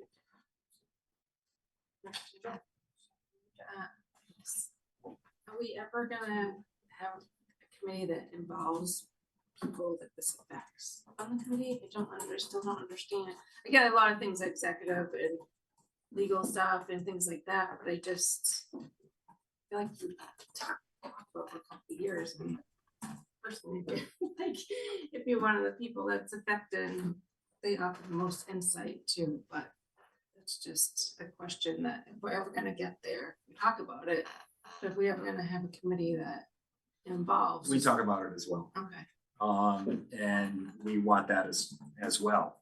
yeah, But we have, we work with DPH, our consultant and our town attorney, and the task force, and we were all on the same page that, we have some steps to take before we can, do that. I wanna look at putting the Langdon report out, the one that we already have. I wanna post that maybe on our website. But again, that could cause some issues, because that Langdon report does clearly point to one thing. And so, we have not put that out as of yet. And so we're considering all of that. We want that as well. It's just, we just have to go with what DPH, our attorney and consultant say, and they're all comfortable where we are right now. Yeah, so a couple questions. I'm on the task force, but I admittedly need to catch up on a lot of things in respect to what's going on here, but a couple things. How are we notifying? So there's the unique 4 properties that I know about, as well as very well-known property. But how are we notifying other residents who have this issue of status of these studies, recommendations to what they can currently do to help maybe mitigate some of the issues that they're having, sort of just give them some sort of a future of where this is going and what they may expect to happen. All of that is ongoing, has been ongoing. Yeah, but it seems like the residents are blind to that, or they're not made aware. I think a lot of them aren't made aware of what's going on. We've got the task force that knows what's going on. We've got, some executive meetings that we know what's going on, but other than those 4 residents that are very involved in the study, what about the rest of the town that has these issues? Do they know what's going on? Every property that's reported elevated levels of sodium in their wells is part of what we are investigating as the World Health Task Force. Right, but how aware are they made of the progress that's being done, the results of the studies? I mean, is any of that sent to them to get this information? Mike, how often do you communicate with them? Not just the 4 properties, talking every known house. Every known house is part of this. And then some, we expanded it out, but go ahead. Yeah. Yeah, again, Deep asked us to look at certain properties, the Vineyards area, the 4 one-offs, 168. As we mentioned, we're very intimately involved with getting solutions to the 4 one-offs and 168. The Vineyards were overall tested. All those groups received the second Langland report, which detailed the Vineyards, so they know what's been done there. They're involved with the testing, because obviously EHD, which has helped us a lot, went out and tested all those locations. So they know what's going on up to what we have. So I'm not aware of anyone that's in the dark or, Okay, so we do keep them updated on the latest analysis that we have. All the residents. Yeah, in our last task force meeting, one of the things that was shared was letters that went out to homeowners of the Vineyards, and we approved letters to go out to the 4 one-offs. And those are the only properties that have reported a problem at this point. Okay. Or haven't had their problem resolved, right? So if they've had their problem resolved, we aren't communicating with them. Okay, and what about the initial reports that prompted all these new studies? Like, are those made available to the public, or? They predate me. I mean, I believe Mike, do you know?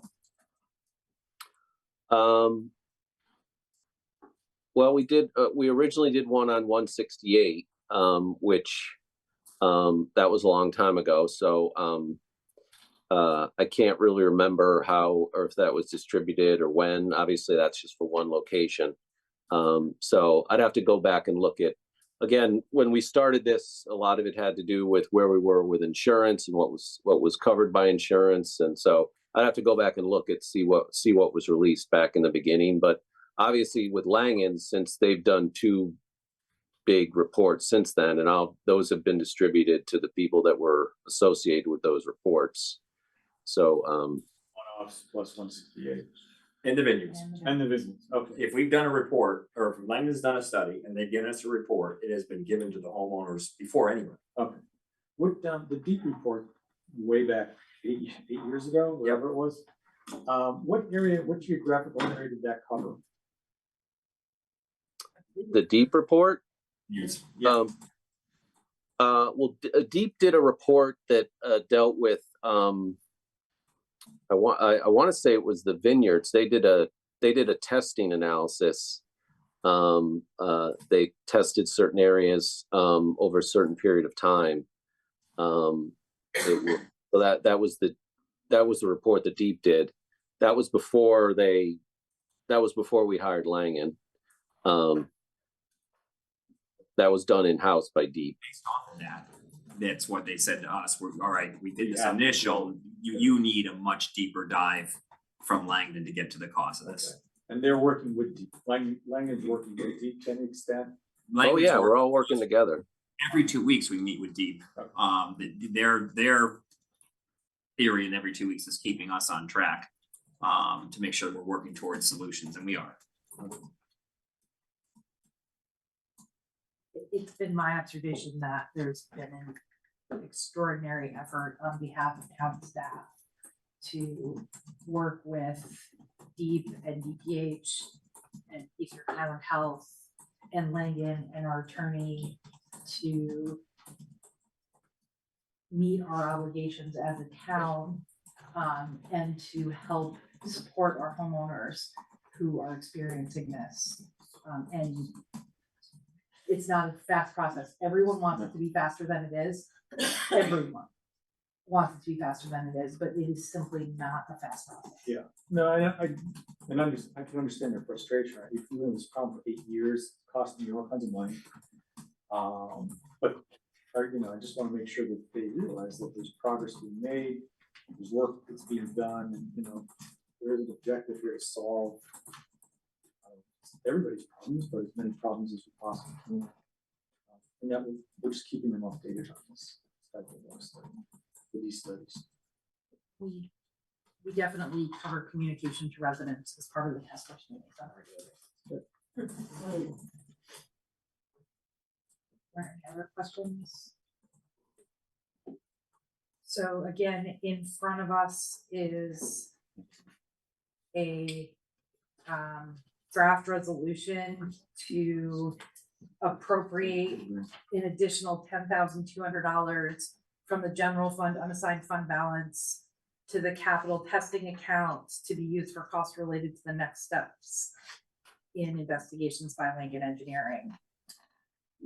Is there a motion to approve this resolution? So moved. Moved by Councilor Mari. Is there a second? Second by Councilor Moran. Is there any further discussion about this? Okay, all those in favor, please indicate by saying aye. Aye. Unanimous, thank you. Item 8.6 on our agenda is consideration of a resolution approving the revised Director of Finance and Records job description. Thank you, Chair. In order to change the job description, we have to go through council, and Mike Wilkinson is our Human Resources Director here in the town. Mike, you want to explain what we're doing? Sure. So obviously, as we know, Lisa's planning to retire eventually. And we're gearing up to start that recruitment process early. And in talking to her, one of the things we wanted to change, it's just one change, is there's a special requirement on the job description that says the candidate shall obtain a certified public finance officer certification from GFOA within 5 years. In talking to Lisa, it's a very, very intensive thing to do. And we wanted to change it from shall, which is a shall, which means you have to do it, to you're encouraged. Obviously, the labor market is it's a difficult competitive labor market, and we want to make sure we get every candidate. We don't kind of scare anyone away. There could be some candidates that either are coming from the private sector or who might be maybe within 10 years of retirement that wouldn't want to tackle that. Also, Lisa mentioned that she did it maybe, I don't know, maybe 4 or 5 years ago, she completed it. But she says it's getting even more difficult to obtain. So, and it's a great thing to have, but we just feel that we want to have it more optional so that we can attract as many candidates as we have and basically determine going forward from there how to deal with that. So that's the one change that we're proposing to this job description so that we could have that done before we advertise the position going forward.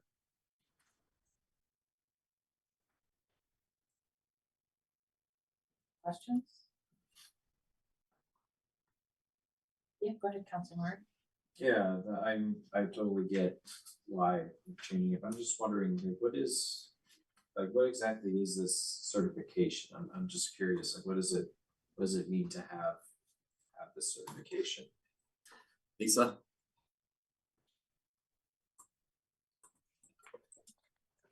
It's a certified public finance officer certification. And what that does is it takes the various portions of public finance. You have purchasing, you have human resources, you have debt financing, you have general accounting, and they test your knowledge in all of those areas. I think it's up to 7 tests. I know when I took it, it was 5 tests. Each test was 4 hours long, and the training for it was intensive. A lot of the stuff that's on these exams, some are used by smaller communities, but some are mainly used by very large communities. There's things in these exams that they're testing you on that someone in a community the size of Tolland may not ever do. And that's more of like the intricacies of certain types of debt financing and things like that. Pension plans, we don't have a pension plan. They have an intensive piece regarding pension plans. So there's a lot of studying, a lot of training. It's very intensive. They used to give you 7 years to complete it. I did it in 1 year, but I was nuts in the way I did it, but I did it. I, again, also had many years of experience under my belt. Depending on who you hire, you may hire someone who doesn't have a lot of experience in government, or, you know, maybe a newbie and still learning things. They may not be able to complete this in a quick manner. Eventually, someday, yes, I would encourage anyone to go for this. But it's basically to be certified in all the different areas of government finance. Okay, yeah. Thanks, Lisa. I appreciate that background. And also it's very much like CPAs. You have accountants, and then you have certified public accountants who are more intensively involved. And yes, certainly if you have a CPFO apply for a position, that's going to be awesome if you get that. But right now there's not very many in the United States. So it's not a lot of towns that have finance directors. No, especially New England.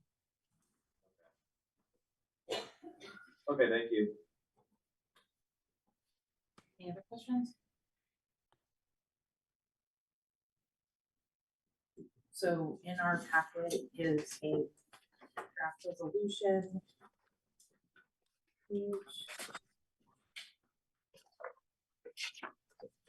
Thank you. On page 49, to approve the revised non-union director of finance and records job description. So moved. by Counselor Newton, seconded by Counselor Mari. Is there any further discussion? So, all those in favor, please indicate by saying aye. Unanimous. And item 8.7 is appointments to vacancies on various municipal boards and commissions. What? So we have two on for tonight, Derlin Hernandez for WPCA and James Toomey for, Permit Celebration Committee. Again, the town runs on volunteers, and, I think Joe and I both think they'd be great assets for the town.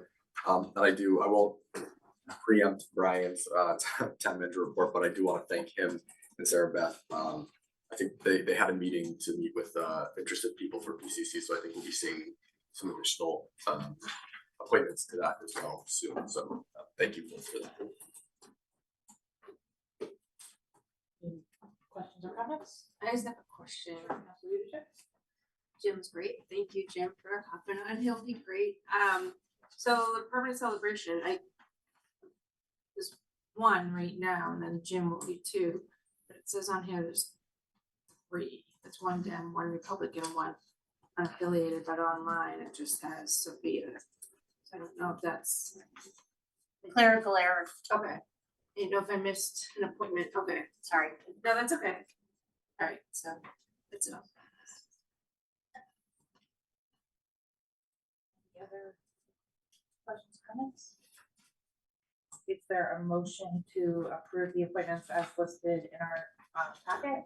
Moved by Counselor Buckler, seconded by Counselor Noonan. Any further discussion? All those in favor, please indicate by saying aye. Aye. That is unanimous. Thank you. Item number 9 is old business, which is, we don't have any tonight. Item 10 is the report to town manager. Great, thank you so much. And for those who don't know, I meet with our superintendent Willett, Dr. Willett, every 2 weeks. We met this week to go over school security. We're gonna bring in Lieutenant Hayward, Troop Commander, Troop C.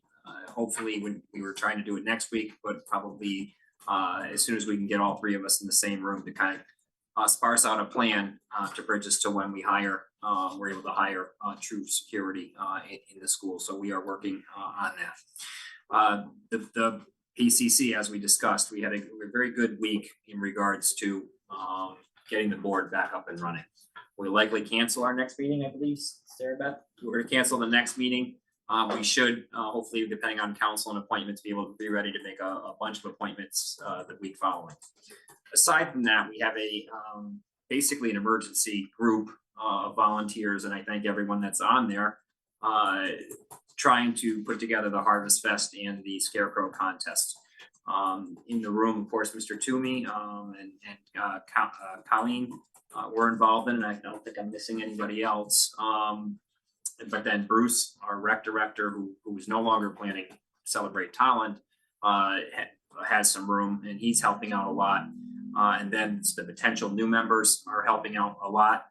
Mary Pat came. We are going through a list. We are moving fully intently on having the Harvest Fest. So we're in a good place. I believe we'll have a full PCC. It feels like we're going to have an alternate or two by the time it's all said and done.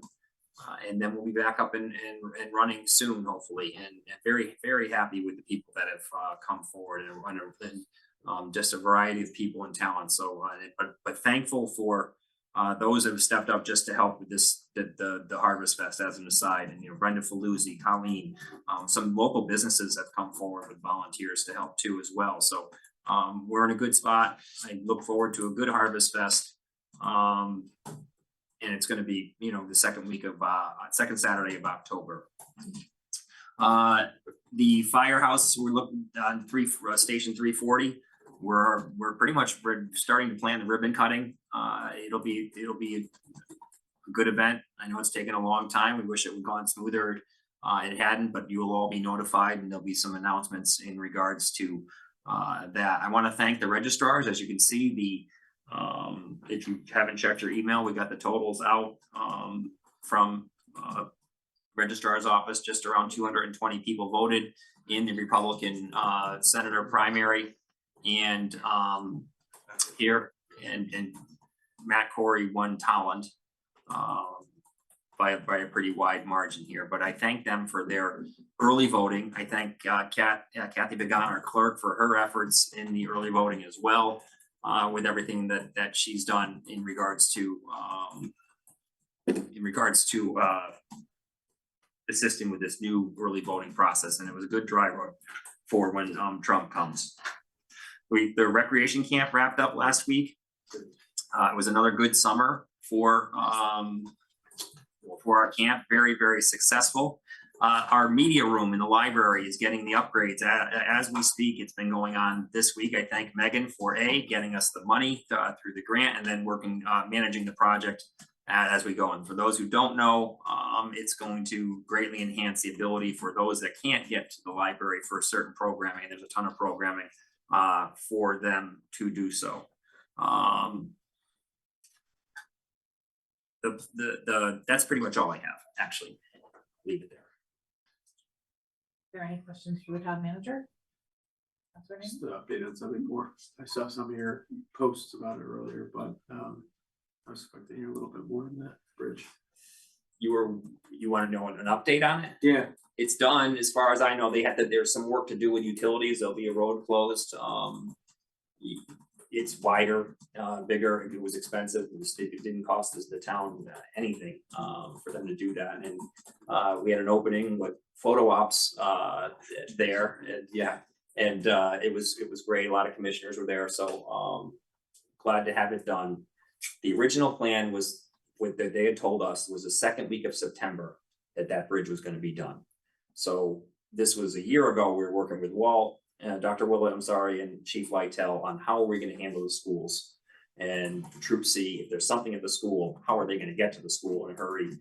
We worked with Deep, and so we had planned for the second week of September if they were done on time. And of course, we weren't overly optimistic on the second week of September. Well, as the project went along, it come back until it was August 6th was when they were able to finally get it open. So Is it down to single lane? Because I haven't gone that way.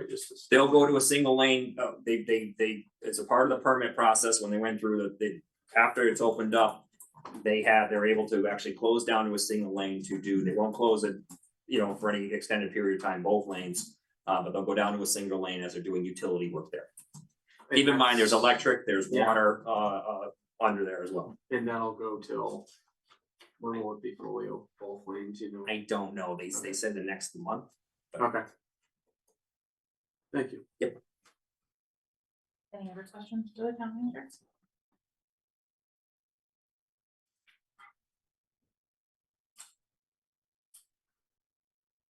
The next item on our agenda is adoption of minutes. We have the July 23rd, 2024 regular meeting minutes in our packet for approval. Is there a motion to approve those minutes? Moved by Councilor Moran, second by Councilor Noonan. Is there any discussion on the minutes?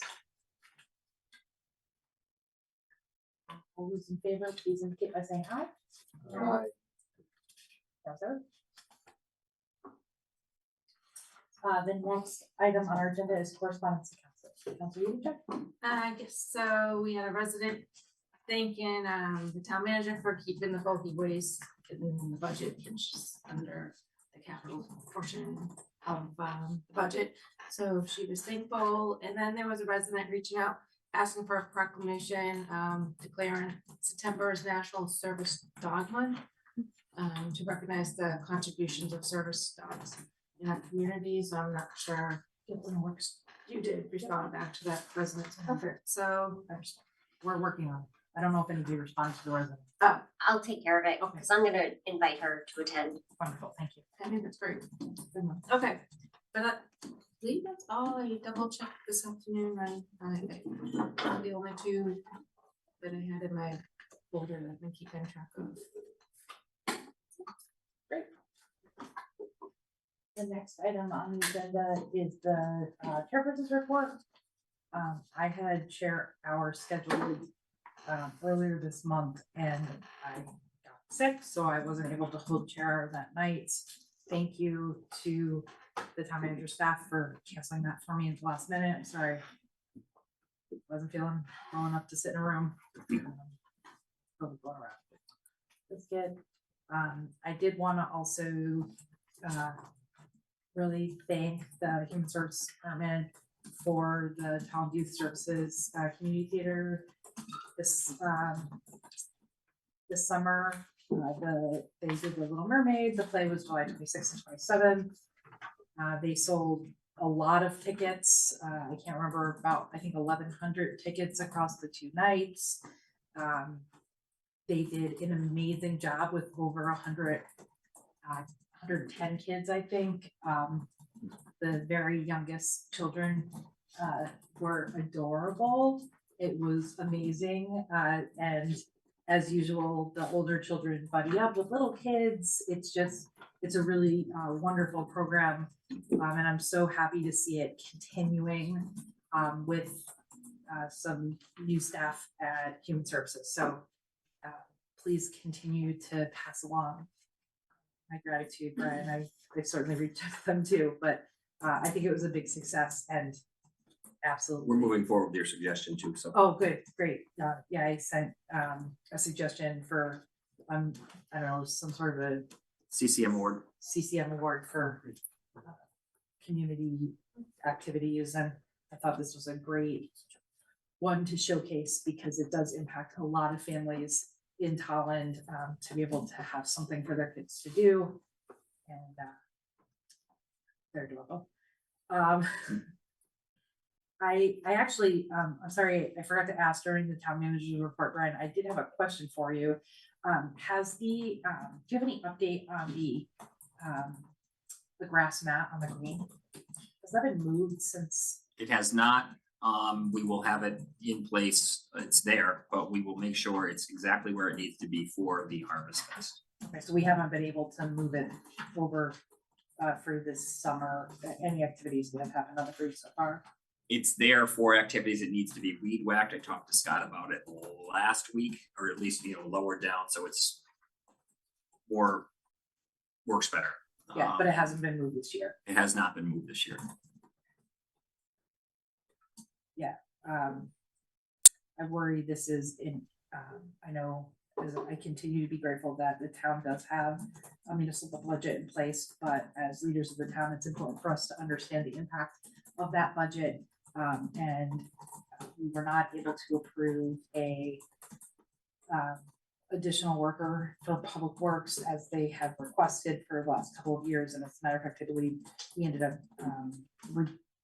reducing a position from one level to a level below. We asked a lot of our public works staff, including to move around this grass mat, and it's unfortunate that we don't have the resources in place to fully staff that department in order to meet the needs of our community. But I do appreciate, I know that they are working very, very hard, and it is much appreciated to see what they can accomplish. So thank you for that. Thank you. I think that's it for me. The next item on our agenda is communications and petitions from council person. Is there anyone proceeding? Councilor? Yeah, no, just touch off of Brian's report. Just want to publicly thank everyone who's stepping up for the Harvest Fest and for you volunteer on the PCC. It's great to see that. I know you were directly involved, Colin. That's great. So hoping that will continue to go forward. So Just in the back, it's great to hear. There's a lot of people stepping up. That's great. discipline of the lobster trucks. I know, that's what I heard. I don't know the working dock. I don't see Yeah. it. That's fine. Service will be good, so. Yeah. Yeah, thank you. Anyone else? Okay. The next item on our agenda is public listed participation on any subject within the jurisdiction of the town council. We give a 3-minute limit. If you wish to speak and you're in the room, we ask you to come up to the table if you're able to give us your name and address. If you're on Zoom, you can raise your Zoom hand or press *9. Again, we'll ask for your name and address for the record. We'll start in the room. Is there anyone who would like to?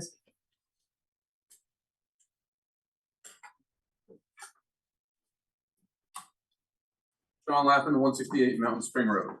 Hello, Town Council. I appreciate the council's interest in the contamination issue, and I feel as though you are finally asking the right questions, asking for timelines, inquiring why properties that are so-called one-offs and have problems that are unique to themselves at times are forced to wait for testing and updates in other properties.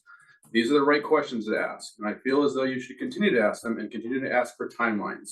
In response to keeping people up to date, I can confirm that Mike does this fairly well, but the issue that I have is the frequency at which updates are given because the work is so slow. I would advise the council to pressure their insurance carrier to move the process along when authorizing additional work at properties. I'm aware that progress is being made at 168 Mountain Spring Road, but I can still easily point out to significant delays, namely years of time, that were needless, and these are my concerns. I am aware that it takes time to drill a well and to flush it and after it is being drilled. I am aware that it takes time to do road curbing, but there are times that we delay between one report and another. Here is an example. Regarding the first report that was done at 168 Mountain Spring Road that was alluded to, it was done by Apex Labs and published on June 5th, 2019. I can happily pass it along to anyone who requests it. I also have a letter from Deep from March 26th of 2018, over a year earlier, that states the town will be required to get an independent consultant, this is the one, Apex Labs, due to increased sodium and chlorides in the well and pinpoints the source of pollution to road salt runoff. I just mentioned that their report came out June 5th, 2019, so it took well over a year to collect their data and compile results from their studies with no slowdowns from myself or access to their property. Trust me when I say they did not do a year's worth of continuous testing to monitor results. This is just another example that the problem is not the communication, but the time between actions that I take issue with. To end, thank you very much for passing 8.5. Is there anyone online who'd like to speak? Denise?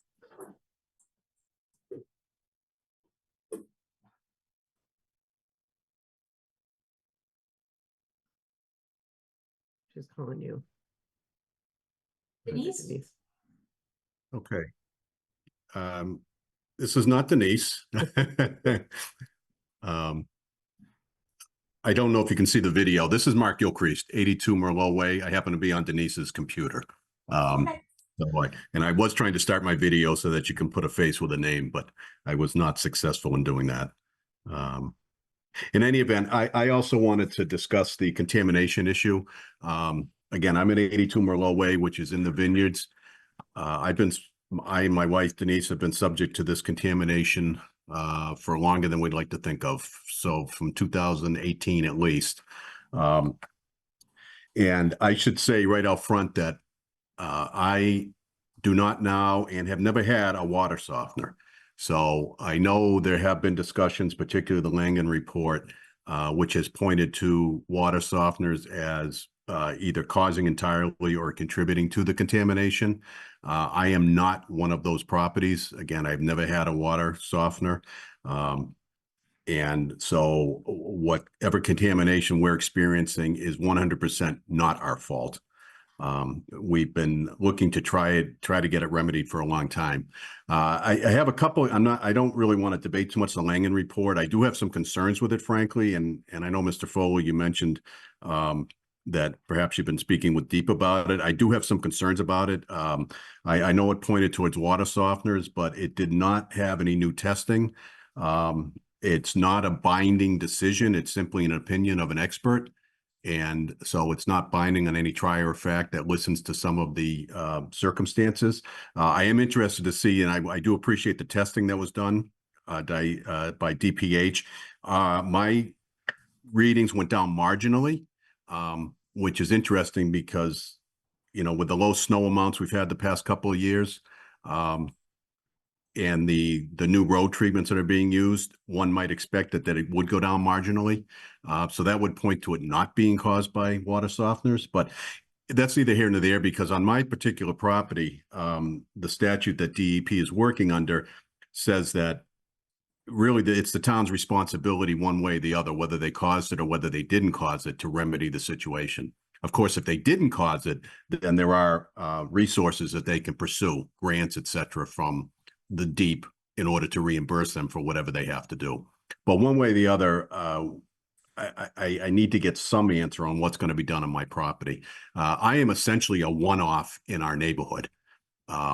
So as happy as I am for the other one-offs that are actually getting some action taken on their properties, I feel left out in the cold because whatever happens, I'm not going to need a grant to get a new water softener because I never had one.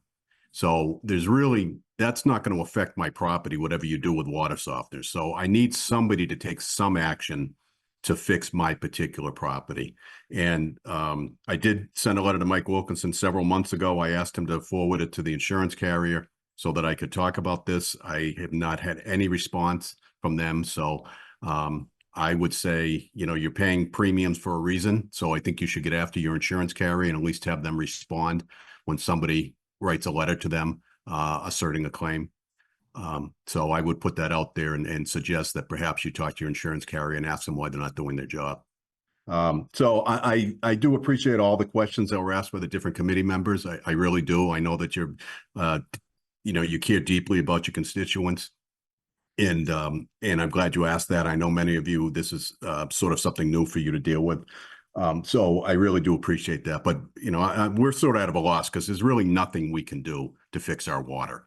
And, again, you can't change out my water softener because I never had one. So I really need some action taken because we're frankly just at the end of our ropes on this. Thank you. Thank you. Is there anyone else in the room who'd like to speak?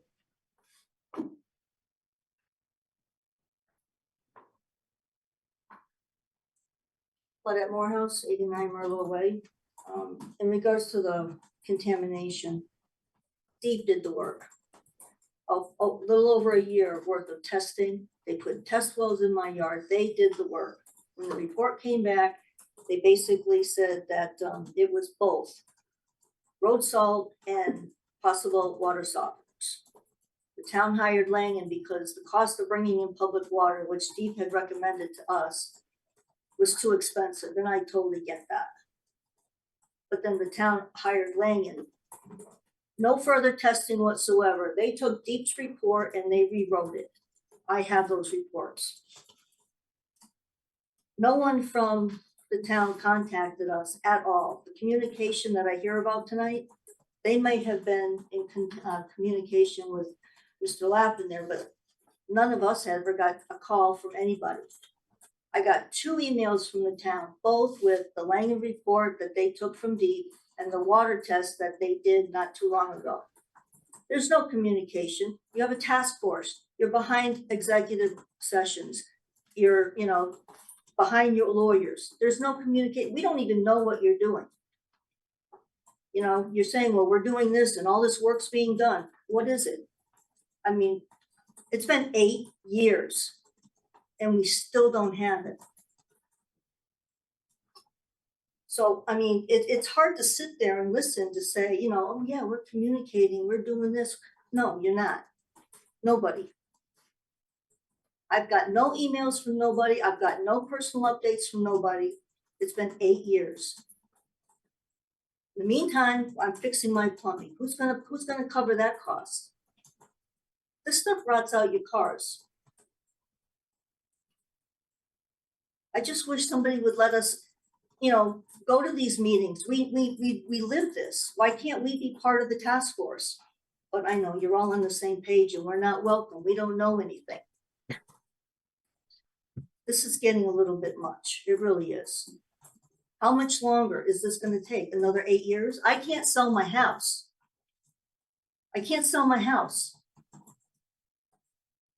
I don't get the help that the Crumbling Foundation people get because it's not important enough. It's a human resource that none of us have. Go home and put duct tape on your faucets and try to function day to day. Can't use your water. But this is how we're forced to live.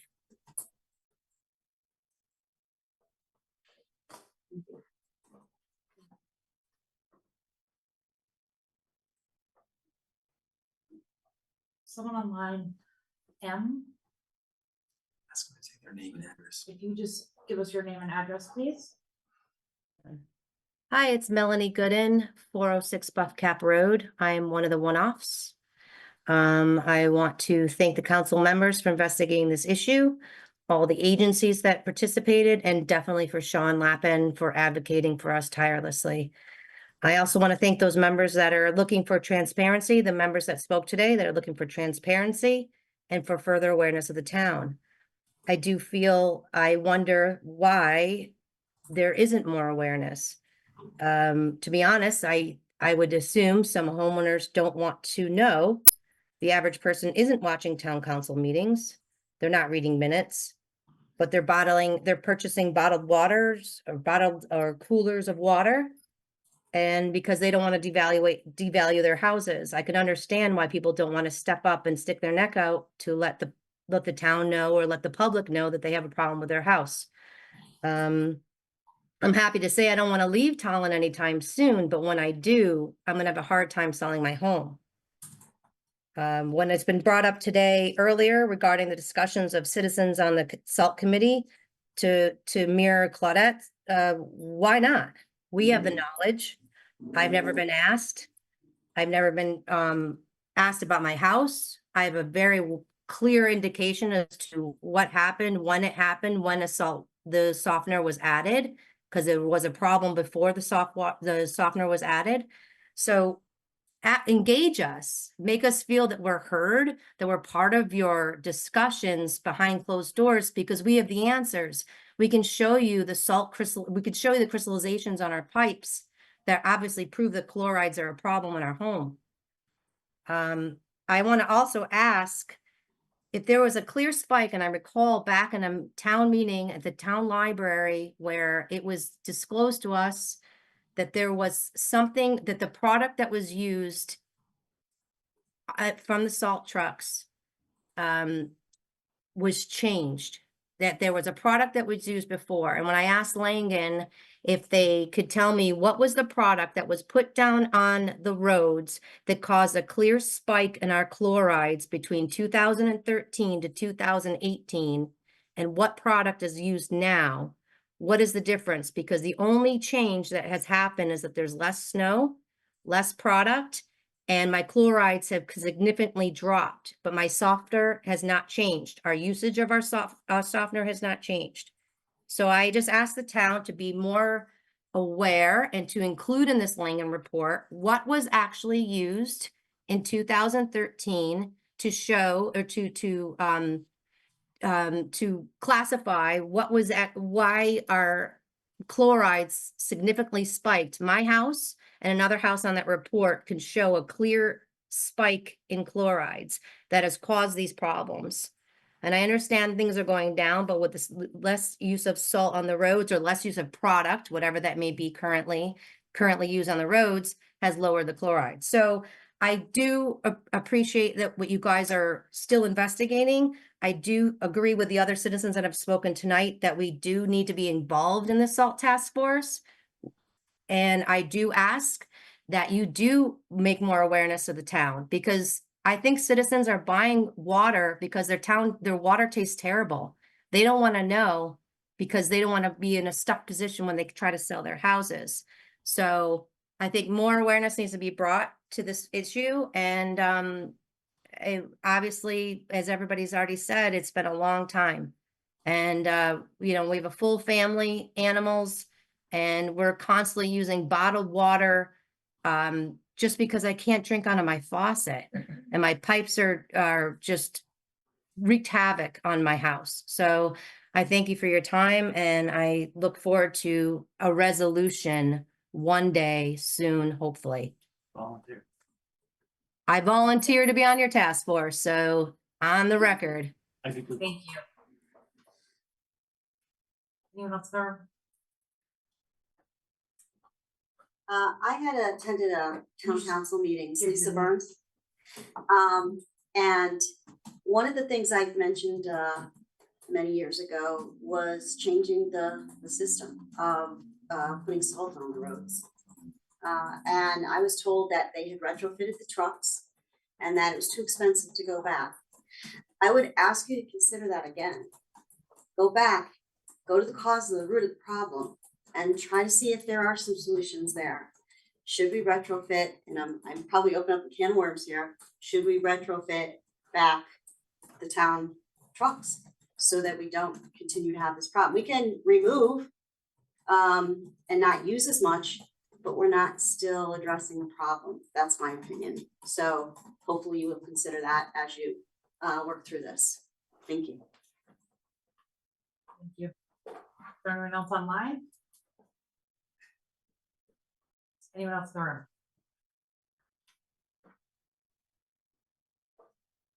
Seeing no more, interest in public participation, we'll move on to item 16, which is adjournment. Is there a motion to adjourn? So moved. By Councilor Mari, is there a second? Second. Second by Councilor Newman. Is there any objection to adjournment? Any objection? Any objection? So without objection, we are adjourned. See you in 2 weeks.